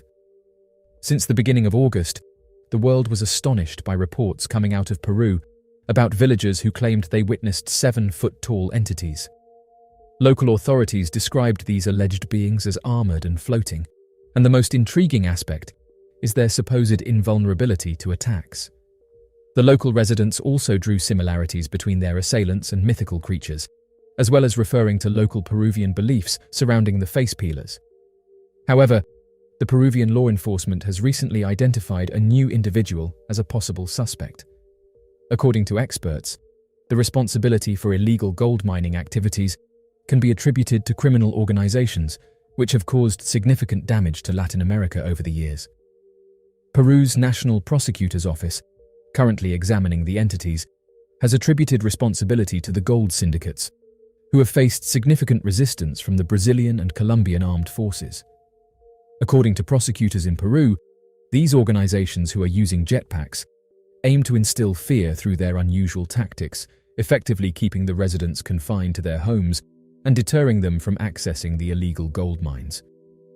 Prosecutors have suspicions that these unauthorized mining organizations initially utilized their jetpacks to explore for gold in the remote and harsh jungles surrounding Peru's Nanay River. The Akitu people in rural Alto Nanay, Peru, live in close proximity to thick rainforests. In this area, gold has accumulated in the riverbeds of the Nanay River's tributaries as if it were sediment. The Akitu informed journalists that the recent invasion, which started on July 11th, has subjected the residents to relentless assaults by mysterious beings. However, many locals have said that news outlets have twisted their words and said that the entities were not wearing grey clothing, but rather their actual skin was grey, and that the entities gave off no noise and no jetpacks were seen during these encounters. On top of this, these entities were not affected by their weapons and had the ability to give off a blinding light which would disorientate the eyewitnesses. Some have suggested that a possible cover-up is happening and that the illegal activities are being used as a front for what's happening right now. Others backed this up by saying that the entities were over 7 feet tall and were very slender. A few hours ago, there was an update about the Peru entities, with the indigenous community of San Antonio saying that they witnessed lights appear in the sky. Residents are asking people to go there with high-quality cameras. Oddly enough, the phenomena only descends near the ground far away from crowds, mainly when villagers are alone. But one villager was able to capture one of the entities on camera. In the remote area of San Antonio, Peru, an unassuming man unwittingly became a witness to an encounter that defied the boundaries of human understanding, a sighting of a glowing humanoid entity. Armed with a camera, the man embarked on a nocturnal excursion, intending to capture the mysterious lights that had been seen throughout the area. As he focused his camera on the night sky, the man noticed an inexplicable glow amidst the darkness. At first, he dismissed it as a trick of the light, or perhaps a celestial phenomenon. However, as the glow intensified and took on a discernible form, his skepticism gave way to awe and astonishment. There, amidst the foliage, stood a humanoid figure emitting an ethereal radiance. The figure before the man was unlike anything he had ever encountered. Its luminous form bathed the surroundings in an otherworldly glow, illuminating its contours and features. With its limbs and proportions resembling those of a human, it was unmistakably humanoid. Yet its radiance and aura defied earthly explanation.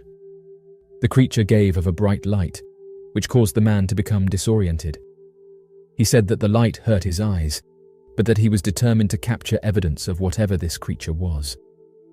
The mysterious encounters that have been happening in San Antonio, Peru, raises profound questions about the nature of advanced life, interdimensional beings, and the mysteries that may lie beyond the frontiers of human perception.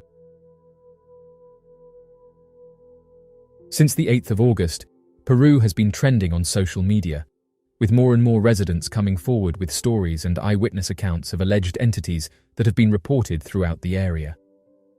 Someone by the name of Gustavo shared an interesting photograph and update about what's happening in the area, and it seems that the sightings are not slowing down. This is the latest photograph that allegedly depicts the mysterious entities that have been encountered by the locals. The man said that the reason the entity's legs appear to be giving off light is because it was accompanied by a glowing orb, something that was detailed in earlier reports. Residents said that these entities were either giving off light themselves, or they were accompanied by something that was giving off bright lights. The original uploader said that the photograph was captured on the 9th of August. One of the residents said that it's only been in the last few days that these sightings have been picked up by news outlets, and said that locals have been encountering them now for several weeks. He said that they are extremely difficult to capture, and due to the bright lights they give off, it makes it difficult to photograph them. The man then detailed that several locals took it upon themselves to take out one of these beings, but said that bullets did nothing to them, suggesting that it was like they were wearing armor. The man continued by saying that the lights are blinding, and even theorized that they may have been used to disorientate the locals. Mysterious lights seem to be a common theme with these sightings, and as of right now it's not entirely understood what's creating these lights. Oddly enough, many people throughout the area have reported witnessing glowing orbs. These luminous, spherical objects have been reported close to where these entities have been encountered. Those who investigate the unknown have said that glowing orbs are typically described as spherical objects that emit a soft, often pulsating light. Witnesses report a range of colors, including white, orange, blue, and green. These orbs are observed to move silently through the sky, sometimes hovering in place or executing rapid and unpredictable maneuvers. Unlike conventional aircraft, they lack visible wings, rotors, or any discernible means of propulsion. Interestingly, all of these reports are happening just a few weeks after the US Congress conducted a significant hearing on unidentified objects. While previous encounters with advanced beings often revolved around the unearthing of peculiar technology in isolated settings, the most recent accounts originate from a rural area in northeastern Lima, Peru. According to local villagers, they are currently facing an onslaught from armor-clad aliens standing at an imposing height of 7 feet, bearing a striking resemblance to large grey or insectoid entities. A common theme with these sightings that have been reported across Peru is that the entities have big heads and large black eyes. According to local reports from the Iquitu indigenous people, the strange beings have been launching attacks on the community since July 11th, including one particular incident involving a woman who was grabbed from behind. The beings in question are believed to wear protective armor and give off a bright light. The residents from the remote region have requested assistance from the authorities. In response, the police and navy have been deployed to the area, and local residents have taken the initiative to conduct nighttime patrols. One of the locals said that their heads are elongated, and their eyes have a black hue. This enables them to have a clear view of their surroundings before disappearing. Their proficiency lies in their ability to evade capture, and that as of right now, residents have only been able to capture blurry photographs of them. Based on information from local news outlets, villagers have drawn a comparison between the mysterious beings and pilacaras, legendary creatures that are known to take out humans. Despite the unlikelihood of this claim, it hasn't deterred online users from embracing it. One possible theory suggests that these beings are drones that operate in the area.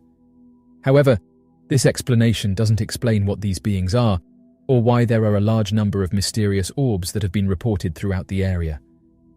One of the key challenges in understanding these orbs lies in distinguishing between natural phenomena and potential unidentified crafts.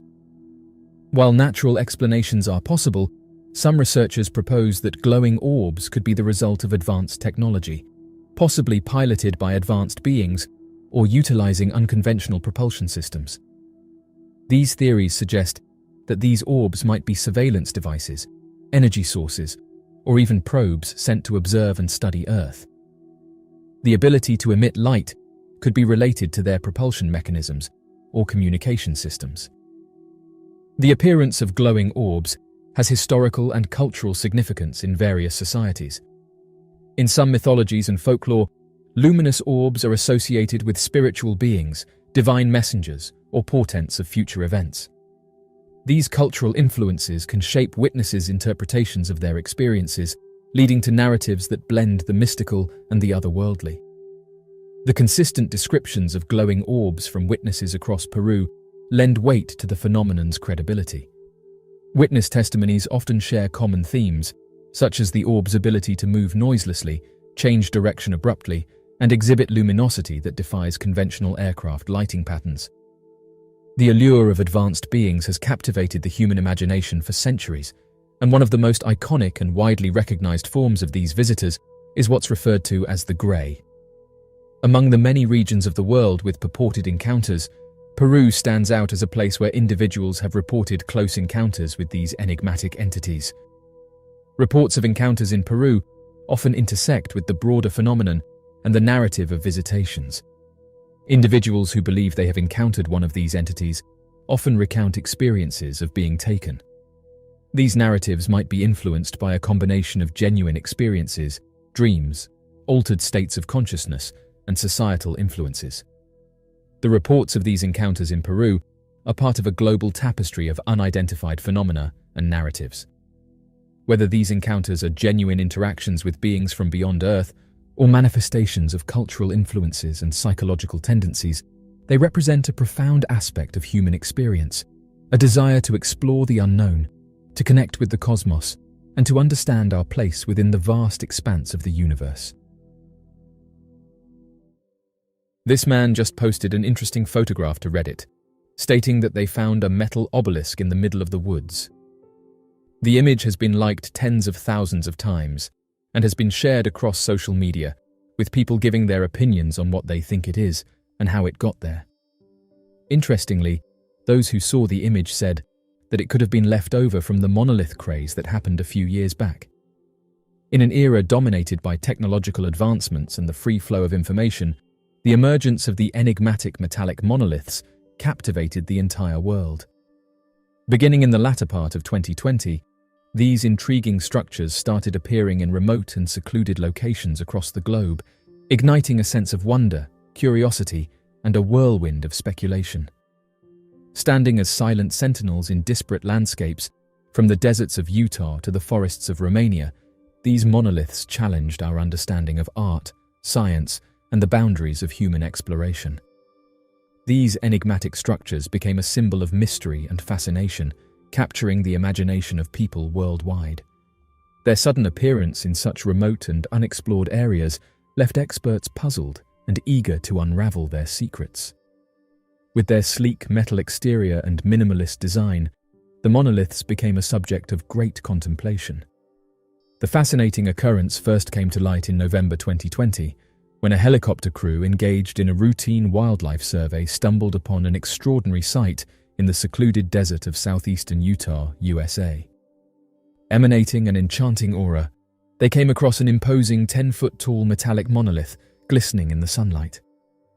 This remarkable find seemed to have materialized out of thin air, reminiscent of science fiction tales and the enigmatic monolithic structures depicted in the iconic film 2001, A Space Odyssey.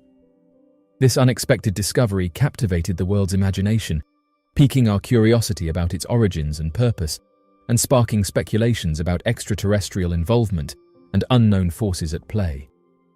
The discovery of the Utah monolith created a worldwide craze as people across the globe became aware of its existence through the rapid spread of information on social media platforms and various news outlets. The intrigue surrounding its origins and purpose only served to intensify the attention it received. Countless speculations emerged, ranging from theories about extraterrestrial involvement to the possibility of it being an intricate art installation.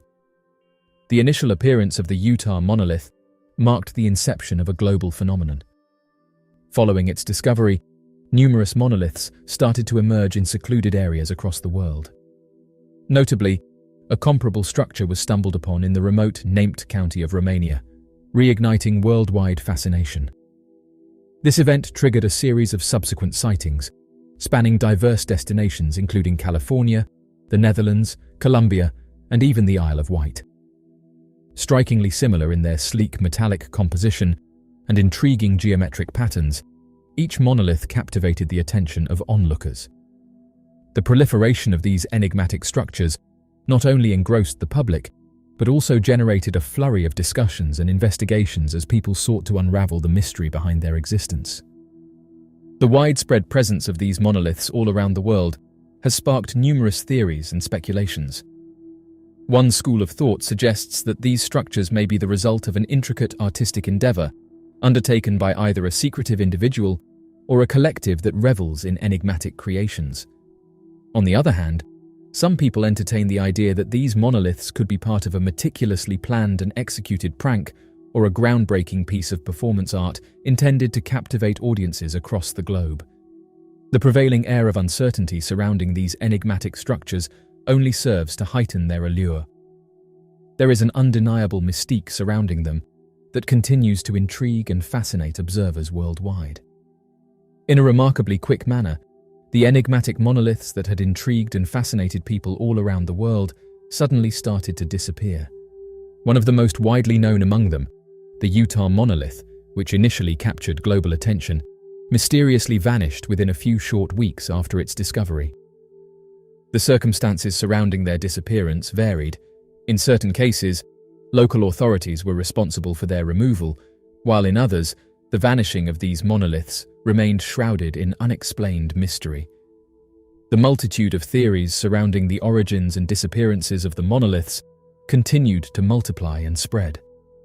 Numerous individuals held the belief that these enigmatic structures were part of an elaborate viral marketing campaign or a grand global art experiment, while others postulated that they were erected by ambitious artists or mischievous tricksters seeking widespread recognition and notoriety. Additionally, there were a few who speculated about potential connections to clandestine government endeavors or a carefully coordinated attempt to establish communication with extraterrestrial entities, further fueling the intrigue and mystery surrounding these remarkable monoliths that captivated the world's attention. Irrespective of their origins and mysterious disappearance, the monoliths possessed an undeniable characteristic as artistic installations. By their very presence, these monoliths provoked a sense of awe and intrigue, captivating viewers and inviting contemplation about the purpose and meaning behind their enigmatic existence. These giant structures, known as monoliths, have come to symbolize the enduring human fascination with exploration, curiosity, and the desire to make a lasting impact on the world. As of the present moment, the creators of this entity remain unidentified, leaving their intentions shrouded in mystery, which has undoubtedly left people astonished. It is intriguing that despite the advancements in various fields, including technology, no one has come forward to claim that they were responsible. Oddly enough, mysterious monoliths have been found throughout the solar system. The universe, with its vastness and complexity, has always been a source of wonder and intrigue for humanity. Among the numerous cosmic mysteries, one phenomenon that has captured the imagination of scientists and space enthusiasts alike is the discovery of mysterious monoliths scattered throughout our solar system. These enigmatic structures, appearing on various celestial bodies, have fueled curiosity, speculation, and scientific inquiry. In the 1980s, as our exploration of the solar system continued, attention turned to Mars and its two small moons, Phobos and Deimos. Among these, Phobos became the focus of particular interest when, in 1989, the Soviet spacecraft Phobos 2 captured a series of perplexing images. These images revealed an imposing rectangular object on the surface of Phobos, leading to widespread speculation about its origin and purpose. Our own moon, Earth's celestial companion, has also been the site of intriguing discoveries. In 1998, the Lunar Prospector mission made a remarkable revelation, a magnetic anomaly near the moon's equator that defied explanation. This anomaly suggested the presence of a subsurface magnetic field, or perhaps even a buried magnetic monolith. The moon's magnetic mystery spurred interest in lunar exploration and the search for answers about the origin of this enigmatic phenomenon. While subsequent missions provided valuable insights into the moon's geology and magnetism, the true nature of the lunar magnetic anomalies remains a subject of ongoing study and debate. One possible explanation for the placement of monoliths by advanced civilizations in various locations within the solar system is their intention to establish communication channels with extraterrestrial life forms. These enigmatic structures serve as cosmic beacons, transmitting a diverse range of messages, such as the existence of intelligent beings, the possession of advanced technological know-how, or even a longing for interstellar collaboration. The primary motive behind strategically positioning these monolithic structures throughout the solar system is the desire to establish contact with other sentient beings. By doing so, advanced civilizations are attempting to bridge the communication gap that exists between disparate worlds. As mankind ventures further into the vast expanse of outer space, driven by the curiosity to connect with beings from distant realms, the appearance of monoliths holds great potential. These enigmatic structures could serve as powerful signals, illuminating our presence and showcasing our technological advancements to other intelligent life forms. In fact, this unique form of communication could potentially serve as a means for advanced extraterrestrial civilizations to initiate conversations and establish contact with emerging species, such as humanity, with the ultimate goal of fostering an exchange of knowledge and nurturing a sense of cosmic harmony. Monoliths have a multifaceted role in the universe, acting as significant markers that guide space explorers as they navigate their way through the vast solar system and beyond. These extraterrestrial structures, constructed by highly advanced civilizations, serve as cosmic signposts, illuminating safe pathways, highlighting crucial celestial bodies, and identifying areas of scientific importance. By acting as celestial lighthouses, these monoliths play a pivotal role in facilitating navigation and enabling the exploration of uncharted territories in the cosmos. Imagine a breathtaking future where the human race embarks on awe-inspiring voyages into the vast expanse of the cosmos. In this visionary scenario, remnants of ancient civilizations, scattered throughout the universe, beckon with their enigmatic allure. These ethereal cosmic remnants, akin to celestial guideposts, possess an incomparable potential to unlock profound cosmic secrets, unveiling unprecedented wonders that transcend our current understanding. The enigmatic monoliths not only function as enigmatic structures, but also hold the potential of being cosmic time capsules. Within their imposing exteriors lie the treasures of knowledge, art, and cultural artifacts from advanced civilizations that once thrived in the cosmos.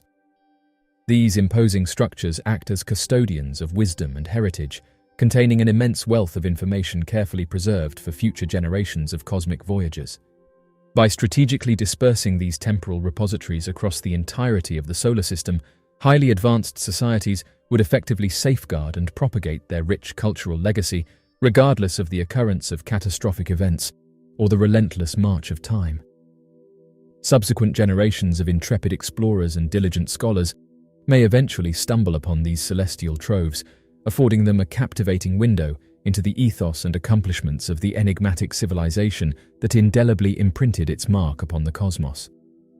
Such an endeavor not only ensures the survival of this cultural heritage, but also enhances the likelihood of its unearthing for the benefit of future generations. Another fascinating avenue to consider is the potential utilization of the monoliths as cutting-edge tools for cosmic experimentation and scientific investigation. It is plausible that these majestic edifices possess highly advanced technological capabilities, allowing for the conduct of elaborate experiments on celestial phenomena, extensive studies on the intricate nature of space-time, or even the real-time monitoring of significant cosmic events and occurrences. Such an interpretation prompts a profound exploration into the possible ways in which these monoliths were intricately designed and engineered to serve as instruments. By strategically dispersing these colossal structures throughout the entire expanse of the solar system, highly advanced societies have the remarkable ability to collect invaluable information from diverse cosmic surroundings, thereby propelling their comprehension of the intricacies of the universe to unprecedented heights. In essence, these awe-inspiring monuments evolve into ethereal laboratories, providing a conduit for civilizations to continually immerse themselves in groundbreaking experiments that transcend the boundaries of both time and space. Throughout the vast expanse of the solar system, it is believed that advanced civilizations may have strategically positioned monoliths for a profound purpose, as magnificent manifestations of cosmic art. These enigmatic structures serve as remarkable symbols of the aesthetic sensibilities and boundless creativity possessed by these extraterrestrial civilizations, surpassing the limitations of language and cultural barriers. The mesmerizing structures of the monoliths, with their precise geometrical formations, intricate designs, and polished exteriors, possess a profound symbolism that goes beyond mere physicality. These enigmatic artifacts may be perceived as an embodiment of cosmic artistry, serving as a testament to the belief that the expansive cosmos serves as a boundless canvas for imaginative expression. As these captivating sculptures dot various corners of the solar system, it is not unfathomable to consider that their purpose lies in inspiring forthcoming generations to embrace the awe-inspiring magnificence and splendor of the universe. The idea of highly developed civilizations strategically positioning monolithic structures across our entire solar system, although speculative in nature, sparks our curiosity and leads us to contemplate the immense potential and enigmatic nature of the cosmos. Whether these monoliths were intended as a means of cosmic communication, markers to guide us, time capsules carrying knowledge of the ages, scientific tools aiding our understanding, or simply artistic expressions, they serve as tangible evidence of the profound connection between intelligent beings and the vast expanse of the universe. While concrete evidence of the existence of these enigmatic structures remains elusive, the mere notion of their presence stands as a testament to the insatiable curiosity and limitless imagination that defines humanity. As we delve deeper into the mysteries of our vast cosmos and embark on a quest to uncover extraterrestrial life, the concept of monoliths serves as a poignant reminder that the universe acts as an expansive and awe-inspiring tapestry, brimming with cosmic enigmas. With every new astronomical discovery, the intricate secrets of the cosmos unravel, granting those intrepid enough to venture forth a glimpse into the unfathomable wonders that lie beyond our earthly realm. The legend of Bigfoot, also known as Sasquatch, has captured the human imagination for centuries. Described as a towering, ape-like creature, Bigfoot has been the subject of numerous sightings and encounters across various parts of the world. The concept of large, humanoid creatures inhabiting the wilderness is deeply rooted in the folklore and legends of various cultures around the world, and indigenous peoples in North America have long shared stories of Sasquatch-like beings, often referring to them as wild men or forest spirits. These consistent accounts across different cultures and time periods lend credibility to the idea that Bigfoot may indeed exist. Interestingly, a photograph was recently published to social media, which was allegedly captured just 1 year after the iconic Patterson-Gimlin Bigfoot encounter in Northern California had made headlines around the world. The mysterious creature, captured on film, had ignited a frenzy of speculation and curiosity.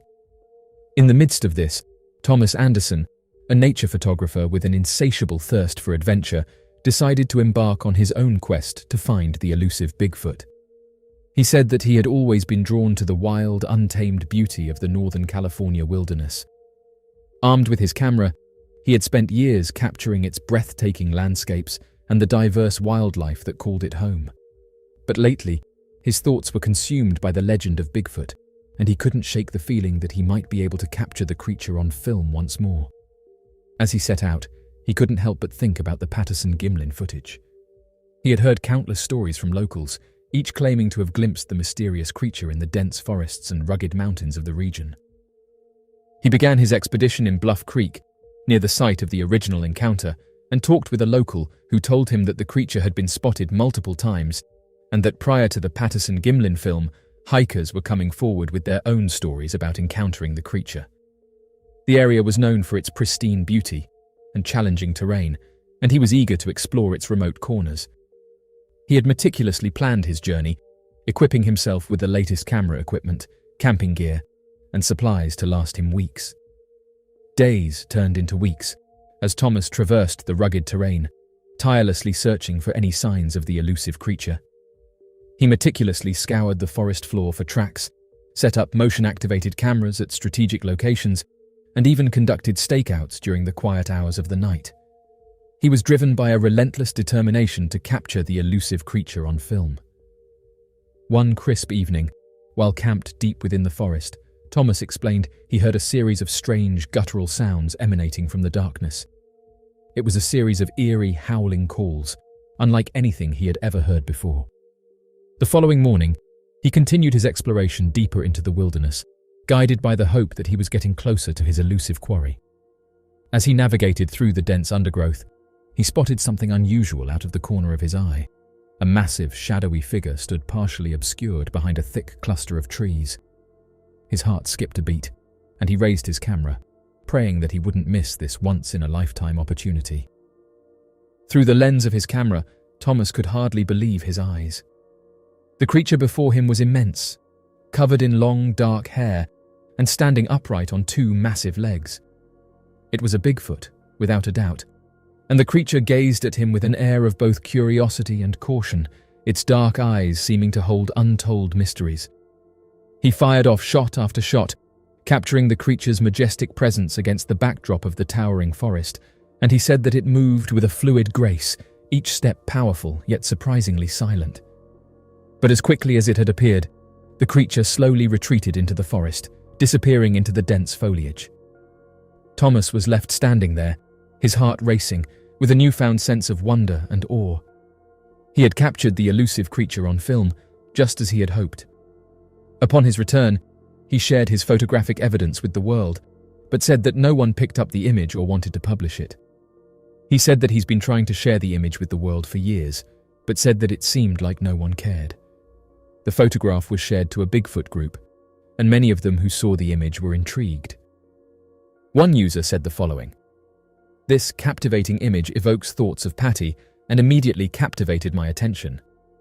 There's a lot of details captured within this photograph, and one particular aspect that often goes overlooked in these types of images is the incredible length of the creature's arms. As opposed to the common portrayal of short human arms in Bigfoot suits, this creature possesses arms that extend all the way down to its knees, a unique trait typically observed in primates. Such a remarkable feature increases the chances of this photograph being genuine and raises the possibility that it could potentially showcase the elusive Bigfoot. The photograph not only piques curiosity, but also offers a comprehensive exploration into the physical characteristics of this mysterious creature. I think it's a very interesting photograph and could show the elusive Bigfoot." End quote. As of right now, people are still debating whether the creature is genuine or not. One of the most compelling pieces of evidence for the existence of Bigfoot is the sheer number of eyewitness testimonies from individuals who claim to have encountered the creature firsthand. These accounts come from a wide range of people, including hikers, hunters, and local residents who describe seeing a large, bipedal, and ape-like creature in their natural habitats. While skeptics may dismiss these testimonies as hoaxes or misidentifications of known animals, the consistency in the descriptions and the sincerity of the witnesses cannot be easily disregarded. Many eyewitnesses report feeling a deep sense of fear and awe during their encounters, further underscoring the authenticity of their experiences. One of the most compelling types of physical evidence supporting Bigfoot's existence is the discovery of large humanoid footprints in remote wilderness areas. These footprints, often measuring 15 to 24 inches in length, exhibit characteristics that are distinct from those of known animals. They feature dermal ridges, toes, and arches, which suggest a foot structure consistent with a bipedal hominid. Throughout the middle 1900s, a series of unexplainable sightings of hairy humanoid creatures were reported all across the state of New York. These encounters would range from supposed attacks by possible shipwrecked sailors of giant proportions who had been turned into wild men after years of isolation, to man-beasts covered from head to toe in an unexplainable fur that devoured local livestock. The Adirondack Sasquatch bootlegger cover-up. The chilly autumn of 1921 brought with it a wave of fear for the residents of the northern Adirondacks communities, residing close to the borders of New York's untamed wilderness. Across the small towns of Bangor and Brandon, located within the rural Franklin County, reports began to circulate of a mysterious wild man that was seen wandering through the surrounding woods. The creature, described as having been closer to a feral animal than that of a man, was reported to have been responsible for taking out livestock, and strange shouts heard emanating from the nearby forests. Despite the best efforts of local hunters and trackers, not a single experienced outdoorsman had been able to get close enough to the creature to solve the unexplainable mystery as to its origins and capture the mysterious culprit. And the strange sightings of the unknown man or animal continued to be reported all throughout the area. As news of the wild man spread, local parents became increasingly concerned for the safety of their children that walked alone to and from the nearby public school. For this reason, many refused to let their children walk alone, instead opting to pick them up at the school door and taking the longer but more open paths back home, rather than commonly cutting through the small shortcuts and pathways of overgrown brush and wilderness. Bangor, located in the village of Malone, and Brandon, situated in one of the densest regions to the southwest of Malone, were both small communities that relied on the surrounding forests for their livelihood. The sudden appearance of a mysterious creature in their midst was a source of great anxiety, causing many people to become far too afraid to venture outside after dark to check their traps, maintain their livestock, or make necessary and time-sensitive deliveries to and from the town. As the weeks went by, the sightings of the wild man continued, with some witnesses reporting that the creature appeared to be carrying a club. Authorities were called in to investigate, but despite their best efforts, the wild man was never caught. The search for the man from the authorities seemed to cause a short lull in their reports, with the culprit responsible for the sighting most likely becoming spooked by the sudden interest in the surrounding wilderness, fleeing deeper into the northern Adirondack Mountains to evade capture. This lull, however, would last only for a short few months, before the creature would once again be sighted in the winter months. According to subsequent reports made a few months later, in October and November of that same year, the residents near Malone were once again living in a state of fear as reports of wild man sightings began to surface once more. This time, the sightings were concentrated around the hamlet of Skerry, located 12 miles southwest of Malone. As the reports of the wild man continued to mount, local authorities organized search parties under the direction of the county sheriff. The atmosphere in the region was tense, with local newspapers describing the fear of the town with the claim that women were sleeping poorly at night, children were being kept from school, and people were locking themselves inside their homes for safety shortly after sunset. Despite the concerted efforts of the search parties, the wild man continued to evade capture. Some officials began to doubt the veracity of the reports, speculating that it was all a clever ruse concocted by bootleggers who were hiding in other areas to take advantage of the absence of law enforcement officials in the area that were too busy chasing shadows in the wilds. With the Canadian border only a short distance away, they reasoned, it was entirely possible that the sightings were part of a scheme to smuggle liquor across the border undetected. But for many residents of the northern Adirondacks, the fear and uncertainty continued to grip them. The mystery of the wild man remained unsolved, leaving many to wonder if they would ever truly be safe again. The Amityville Apeman sighting. The year was 1934, and the quaint town of Amityville, located in the state of New York, was in the grip of fear. The New York Herald Tribune reported that a mysterious creature, half man, half ape, was on the loose, scaring the residents under the cover of darkness, with many of the Amityville residents believing that the creature was some sort of paranormal entity or demonic force sent as a curse on the town. The Amityville creature made its first appearance towards the end of August, and soon became the talk of the town after several eyewitnesses of good character came forward about their strange encounters.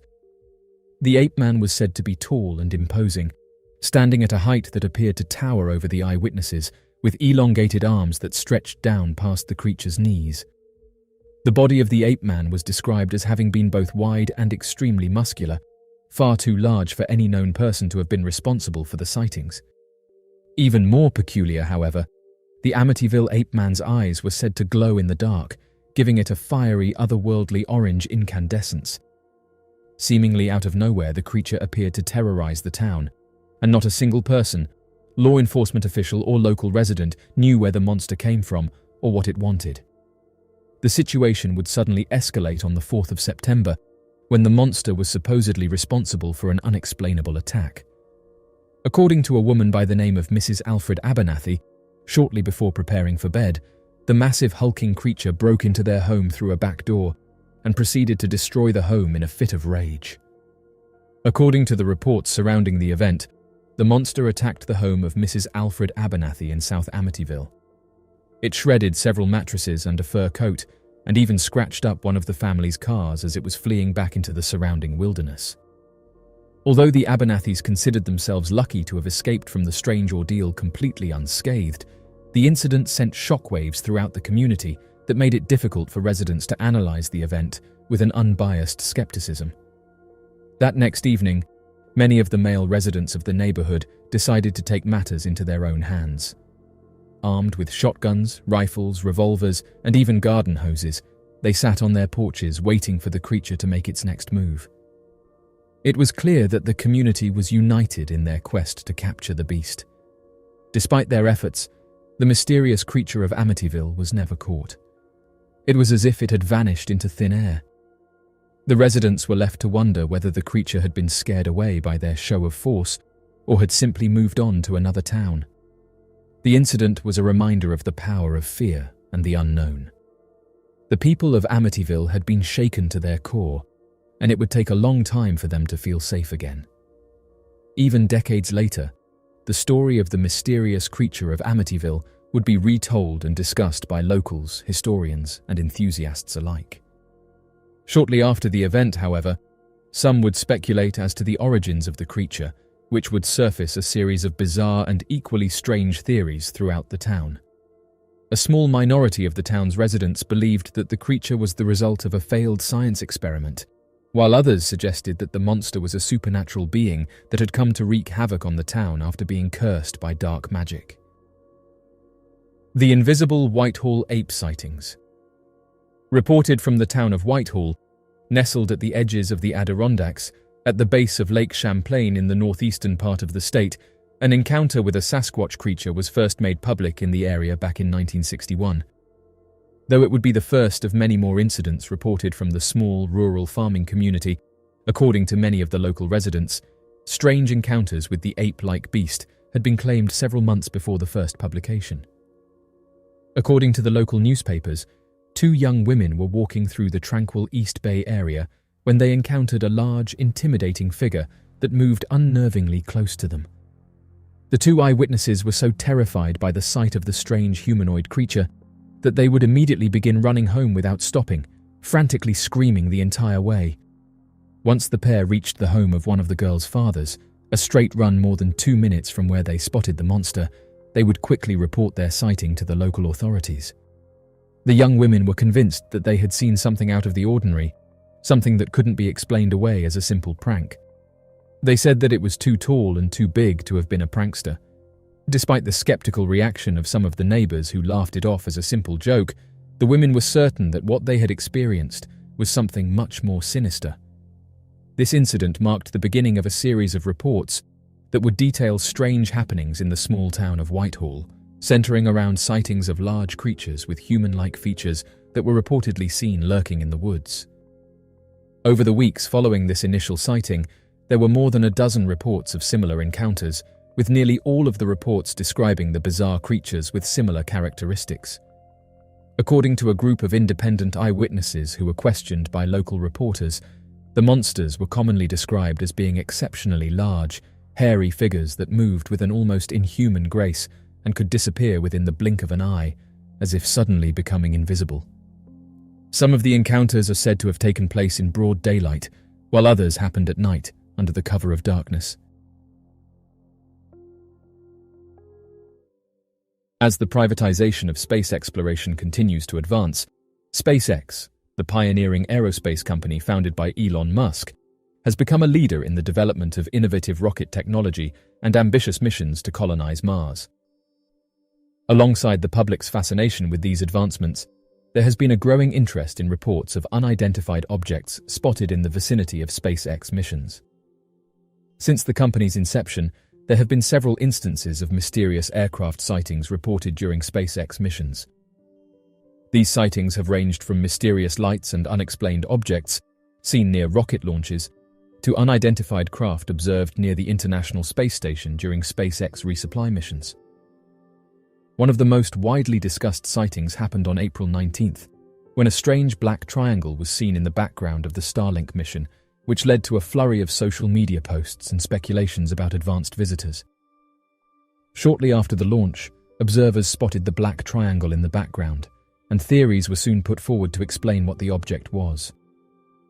Although SpaceX didn't respond to this sighting, in the past, officials said that these objects are likely space debris. Many of these sightings associated with SpaceX missions have been debunked by experts who provide plausible, natural explanations for the observed phenomena. These explanations often involve atmospheric and lighting conditions, space debris, or other human-made objects in Earth's orbit. While some sightings can be readily explained by natural phenomena or human activity, others remain unexplained and continue to generate debate among enthusiasts and researchers. The growing interest in sightings related to SpaceX missions has several implications for the public's perception of unidentified phenomena and the possibility of advanced life. As private space exploration becomes more commonplace, the general public has greater access to information and visual media related to rocket launches and other space missions, increasing the likelihood of witnessing and reporting unusual phenomena. Additionally, the association of sightings with cutting-edge space technology and missions, such as those conducted by SpaceX, can fuel the public's curiosity and speculation about the existence of extraterrestrial life and advanced civilizations.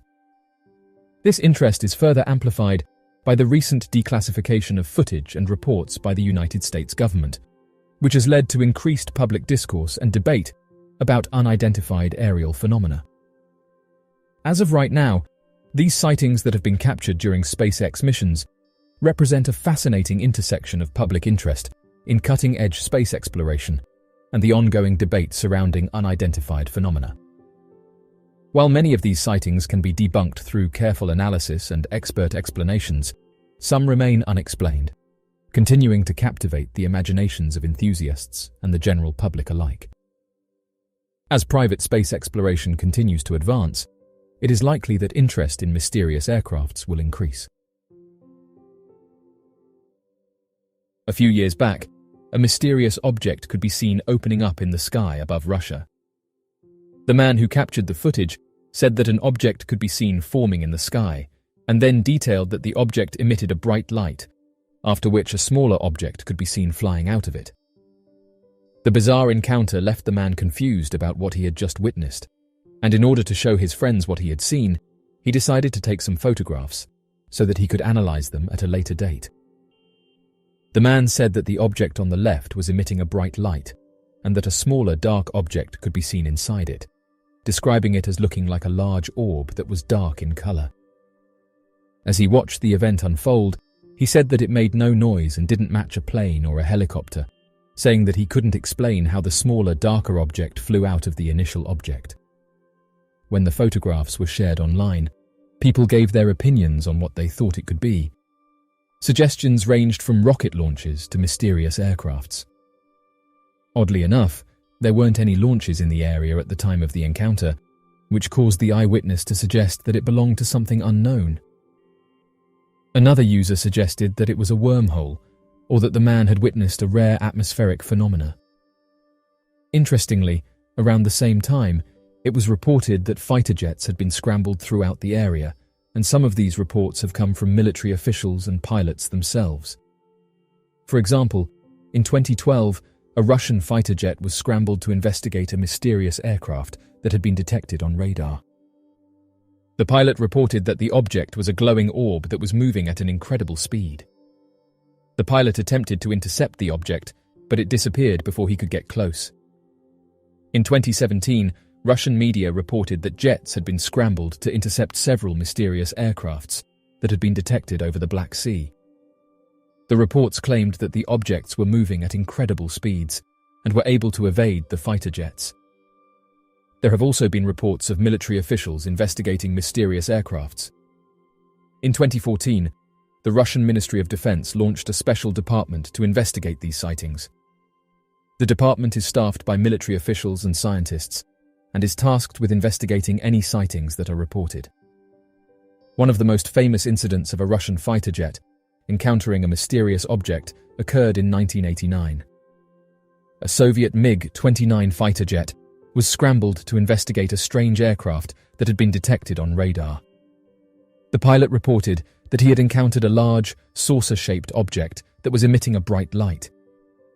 The object was able to evade the fighter jet and disappeared before any further investigation could be conducted. These incidents have raised questions about whether the Russian government has knowledge of or involvement with these objects. Some theorists have suggested that the government has made contact with advanced beings and is working with them in secret, but as of right now, officials deny these claims and have said that the majority of these sightings can be explained. However, some fighter jet pilots have admitted that these aircrafts do have the ability to outmaneuver them, which has led to a series of questions being put forward by the general public. As of right now, while there have been reports of Russian fighter jets being scrambled to investigate these mysterious objects, officials have said that there is no concrete evidence to support the claims that these aircrafts belong to anything advanced. Interestingly, these mysterious orbs, also known as Foo Fighters, are a type of unidentified object that are typically described as small, glowing spheres of light. They have been reported by pilots, astronauts, and even everyday people for decades, with sightings dating back to World War II. One of the most famous cases of these orb sightings occurred during World War II, when Allied pilots reported seeing strange, glowing objects flying alongside their planes, detailing that it was almost as if these mysterious objects were inspecting their planes, and said that before they could fly towards them, they would shoot off at incredible speeds.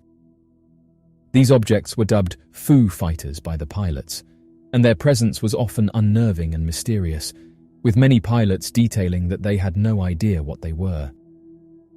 Some pilots reported that the orbs would follow their planes for long periods of time, performing aerial maneuvers that were beyond the capabilities of any known aircraft. In more recent times, these orb sightings have continued to occur, with many witnesses reporting seeing glowing spheres of light in the sky. These orbs have been described as being anywhere from the size of a basketball to as small as a golf ball, and they often appear to move in an intelligent and deliberate manner. Despite the prevalence of orb sightings, there is still much debate among scientists and researchers about what these objects could be. Some believe that they are simply natural phenomena, such as ball lightning or other types of atmospheric anomalies. However, others suggest that they may be evidence of advanced activity. One theory is that these orbs are actually some type of advanced drone technology, developed by either a government or private organization.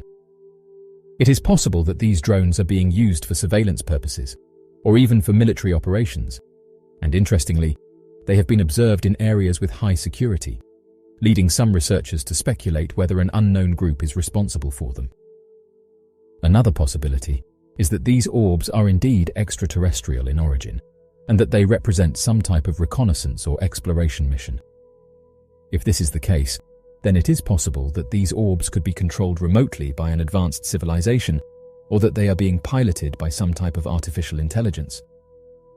As of right now, orb sightings continue to fascinate and mystify people around the world. While some dismiss these reports as mere hoaxes or misidentifications, others believe that they represent evidence of something truly extraordinary.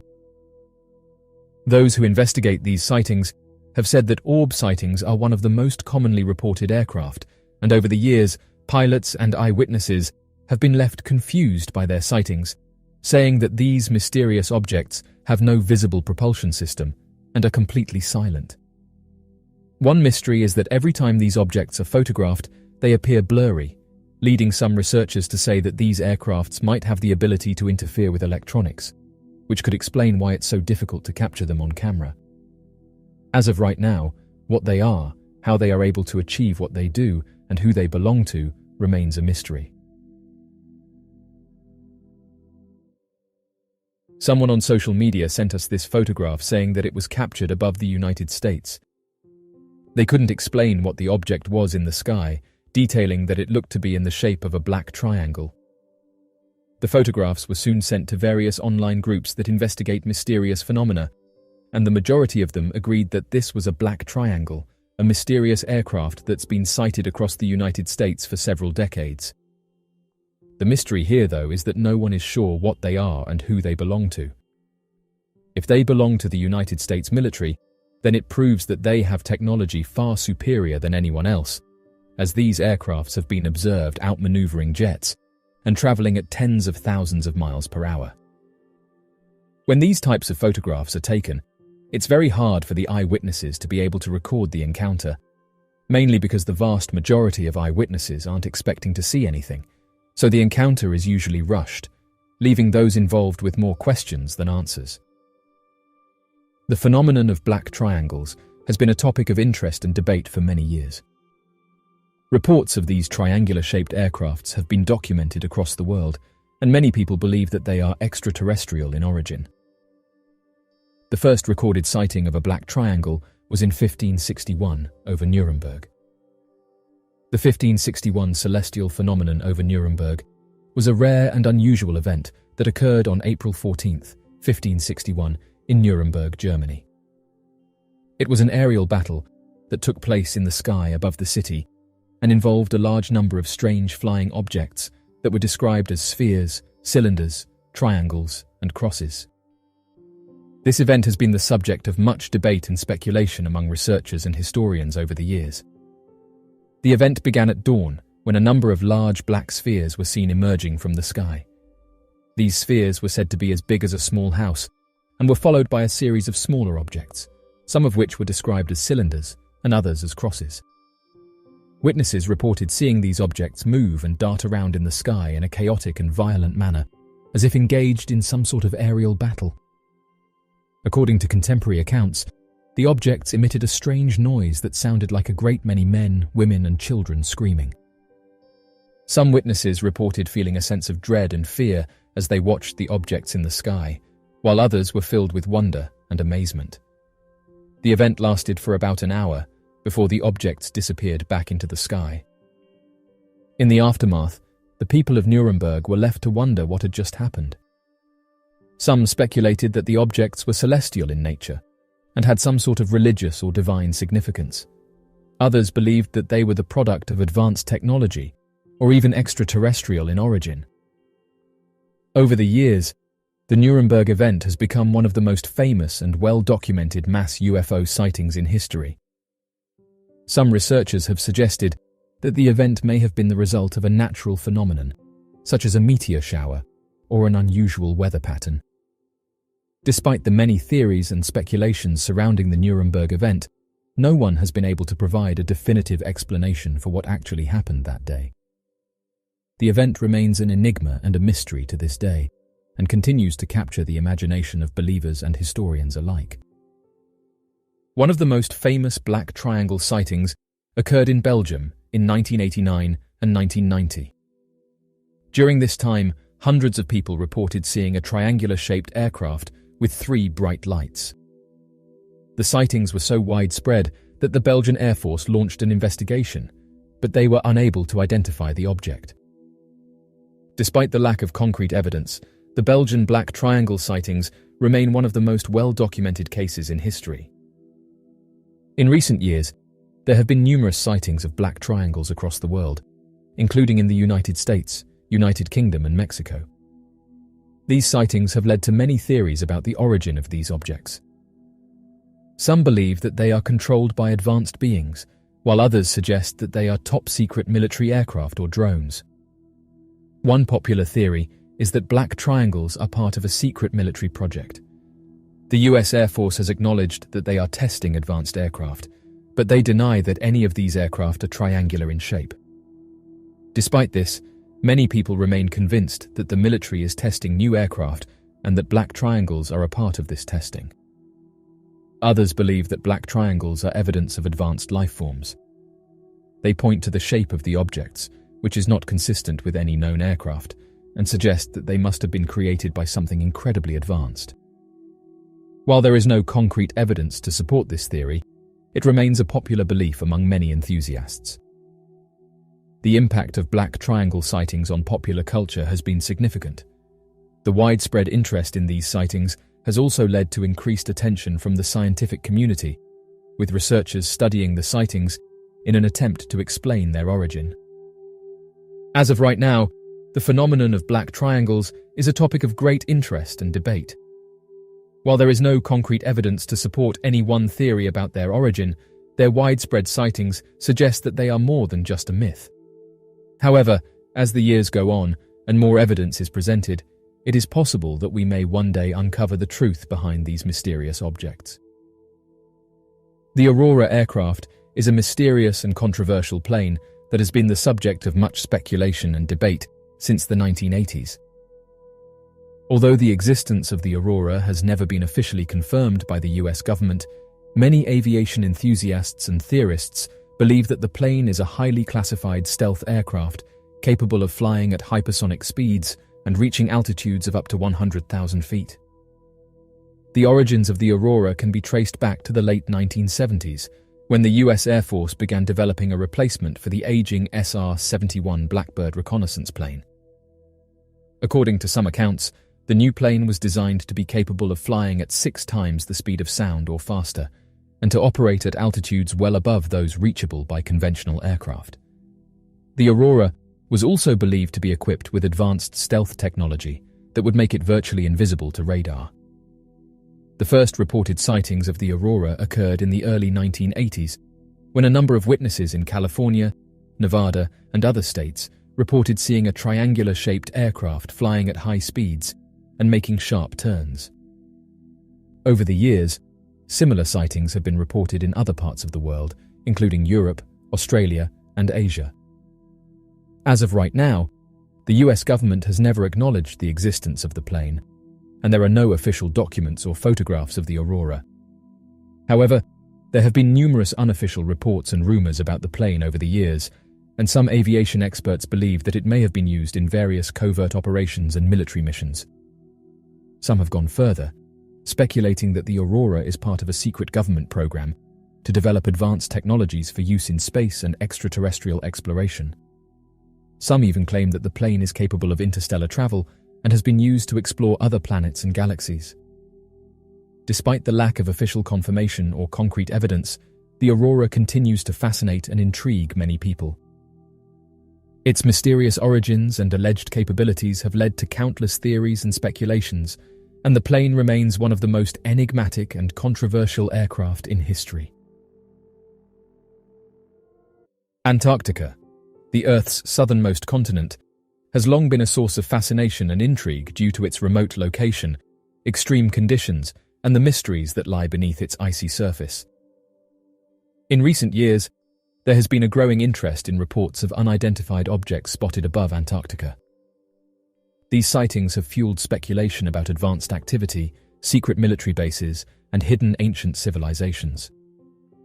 Just recently, someone on social media reported that they found a large object embedded in the snow, saying that a large trail could be seen behind the object, and suggested that whatever this thing is could have crash-landed. The user who found the photograph said that they've spent countless hours looking across Antarctica in the hopes of finding something strange. The object appears to be in the shape of a disc, with the user saying that when they measured the object, it was just over 10 meters, but noted that the trail that can be seen directly behind the object measured in at over 250 meters.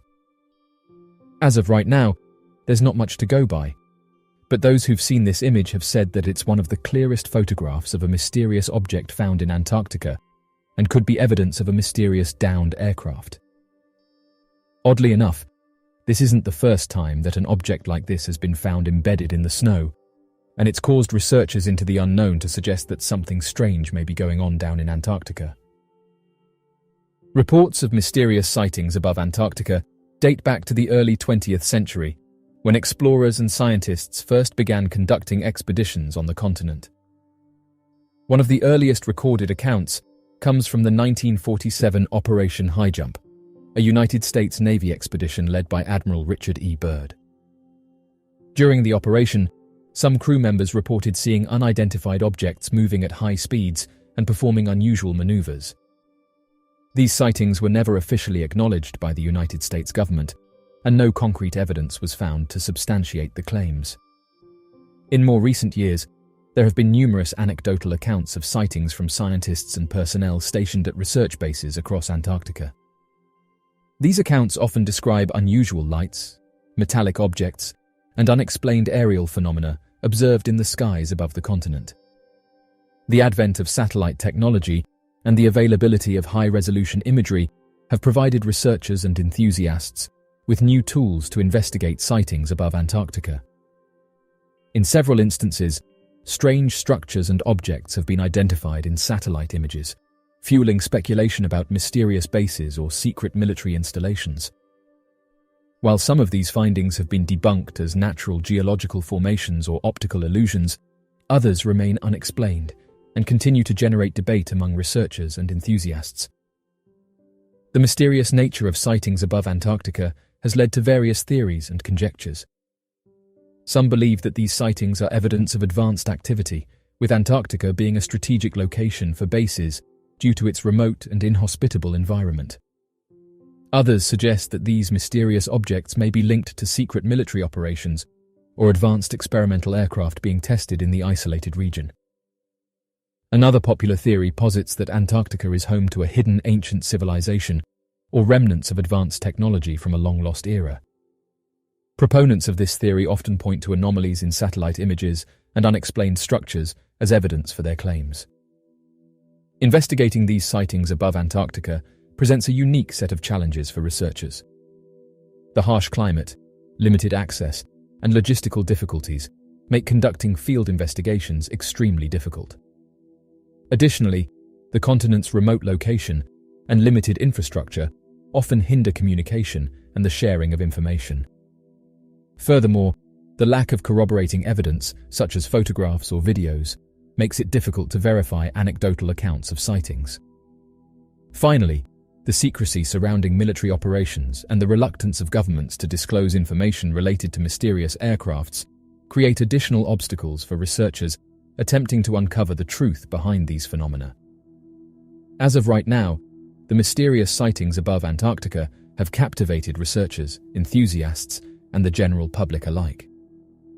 While many questions remain unanswered, these enigmatic occurrences have fueled intriguing theories and speculation about mysterious activity, secret military operations, and hidden ancient civilizations. As technology continues to advance and access to Antarctica improves, researchers may find new ways to investigate these sightings and unravel the mysteries of the frozen continent. Until then, sightings above Antarctica will continue to captivate our imagination and challenge our understanding of the unknown. Over the years, various stories have been shared by people who've explored this area, and one of these comes from a seasoned captain.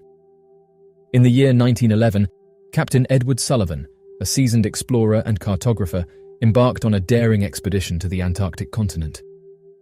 His goal was to map uncharted territories and uncover the secrets hidden beneath the ice. Little did he know that he would encounter a phenomenon that would challenge his understanding of the world and leave him questioning the limits of human knowledge. Captain Sullivan's journey began with a small crew, each member hand-picked for their skills and expertise in navigating the harsh Antarctic environment. Among them was a young and ambitious astronomer named Robert Fitzgerald, who sought to observe the pristine night sky, unblemished by the light pollution of the modern world. As the days turned into weeks, the expedition pushed further into the icy wilderness. Captain Sullivan and his crew faced treacherous conditions, battling fierce winds and freezing temperatures. Despite the harsh environment, the team remained undeterred, driven by their shared passion for exploration and discovery. One fateful evening, as the sun dipped below the horizon, the Antarctic sky was illuminated by a stunning aurora. The crew gathered on the deck of their ship to marvel at the breathtaking display of swirling colors. It was then that Robert, gazing through his telescope, noticed an unusual object hovering in the sky. He told the captain to look in the direction of where the object was, and as Captain Sullivan peered through the telescope, he was astonished by what he saw. There, amidst the dancing lights of the aurora, was a metallic object, unlike any he had ever seen. It seemed to defy the laws of physics, moving gracefully through the air as if unbound by the constraints of gravity. For several nights, the object appeared in the sky, each time performing an array of inexplicable maneuvers before vanishing as suddenly as it had appeared. Captain Sullivan and his crew debated the nature of the mysterious object, with some suggesting it was a secret military aircraft, while others believed it to be an advanced craft from a distant world. Determined to uncover the truth, Captain Sullivan devised a plan to approach the object and attempt to communicate with its occupants. As night fell, the crew prepared a series of signal flares, hoping to attract the attention of the enigmatic visitors.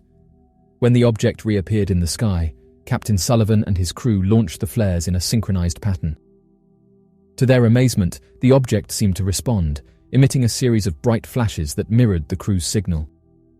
In the days that followed, Captain Sullivan and his crew continued to communicate with the object, exchanging light signals in a language that transcended words.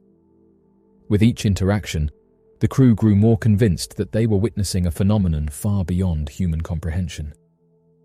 As the expedition neared its end, Captain Sullivan decided to document the encounter in his journal, detailing the strange object and its otherworldly behavior.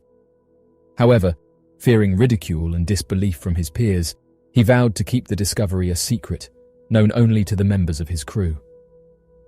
Years later, as Captain Sullivan lay on his deathbed, he entrusted the journal to his closest confidant, Robert Fitzgerald.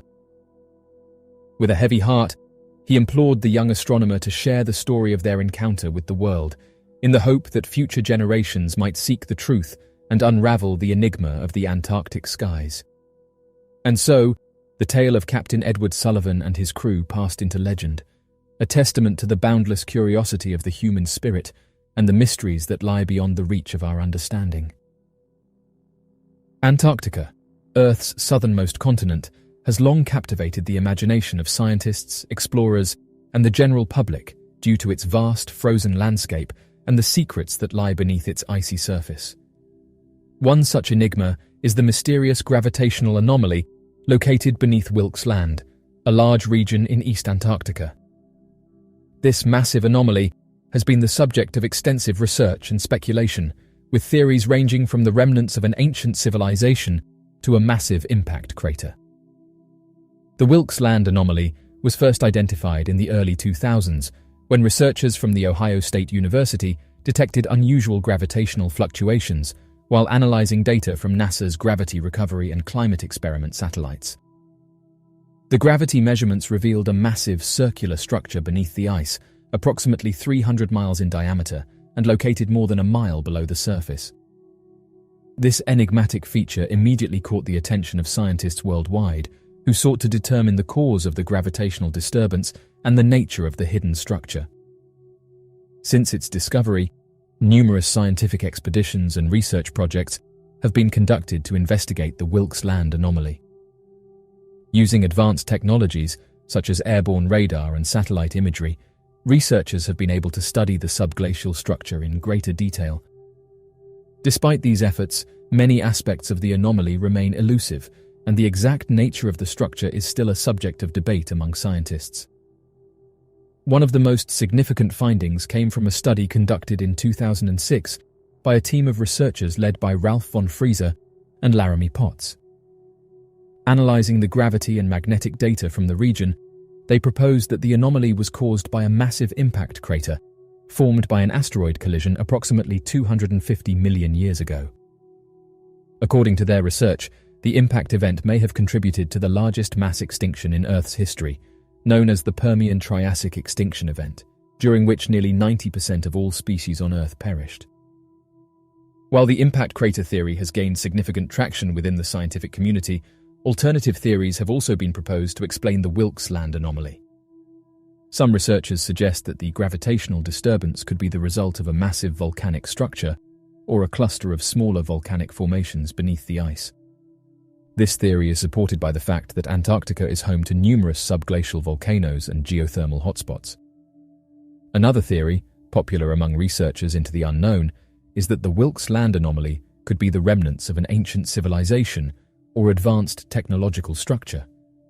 Proponents of this theory often point to the anomaly's circular shape and seemingly artificial appearance as evidence for their claims. While this theory has not gained widespread acceptance within the scientific community, it continues to fuel speculation and debate among those interested in the mysteries of Antarctica. The Wilkes Land anomaly is a fascinating enigma that has captured the attention of scientists and the public alike. Its discovery has sparked extensive research and investigation, yet many aspects of the anomaly remain shrouded in mystery. As technology advances and our understanding of Antarctica's geology and history deepens, researchers may one day unlock the secrets of the Wilkes Land anomaly and unravel the mysteries hidden beneath the Antarctic ice. Until then, this enigmatic feature will continue to challenge our understanding of the Earth and its past, and serve as a reminder of the unexplored frontiers that still await discovery. National Park Service finds Rudy Moda, hiker missing for 38 years. Even the most experienced of adventurers take an enormous amount of risk when they venture out into the wilderness, and it's impossible to know for sure what dangers or freak accidents might lurk around the corner, especially for those who prefer to wander intentionally into the dangers off the beaten path. Rudy Moda was one of these brave explorers who unfortunately met an untimely end as the result of misfortune met on a ski mountaineering trip. Moda was a West German man living in Fort Collins, Colorado, at the time of his disappearance in 1983. He was an avid outdoorsman and was experienced in navigating the backwoods of the area, so when he embarked on a 2 to 3 night ski mountaineering trip, nobody thought anything of it at first. He left for the Zimmerman Lake trailhead near Cameron Pass with intentions of crossing Thunder Pass into Rocky Mountain National Park, but his journey was never completed, and his roommate reported him missing when he had not been seen or heard from 6 days later. Search and rescue teams were immediately dispatched to attempt to locate the missing man alive, but over a foot of fresh snow had recently fallen, greatly slowing the rescue efforts and dimming what hope the team had. The team searched for 4 days, with increasing desperation, and although they were able to find signs of the missing hiker and locate his food cache, some gear, and a snow cave that he had likely made to seek shelter from the snowstorm that had passed through, they were unable to locate the man himself. Eventually, the searches were called off, and although fresh efforts were made once the snow melted in the spring, no further clues or remains were ever found. His family in Germany were left without answers or any form of closure regarding his disappearance, making the mourning process even more painful. However, 38 years after the fateful hiking trip that cost Moda his life, a hiker passing through avalanche debris near Rocky Mountain National Park's Skeleton Canyon area noticed skeletal remains among the disturbed rocks and vegetation. An investigation began to attempt to determine who the remains belonged to, but was closed shortly after its inception due to the National Park Service's redistribution of resources once a massive wildfire began to encroach on the west side of the park. Once the snowmelt retreated from the area the following year, they were able to reopen the investigation and recover the remains, as well as ski equipment and personal items that belonged to Moda. His identity was confirmed by a German forensic coroner, and the National Park Service worked with the German government to quickly repatriate the remains so that Rudy Moda's family could provide him with a proper burial after almost 4 decades of mystery. Moda's disappearance is a reminder that, although millions of people traipse through national parks every year, at the end of the day, they are nothing more than untamed wilderness, and it's entirely possible for a body to go missing within its depths and remain unrecovered and unknown for 38 years or longer.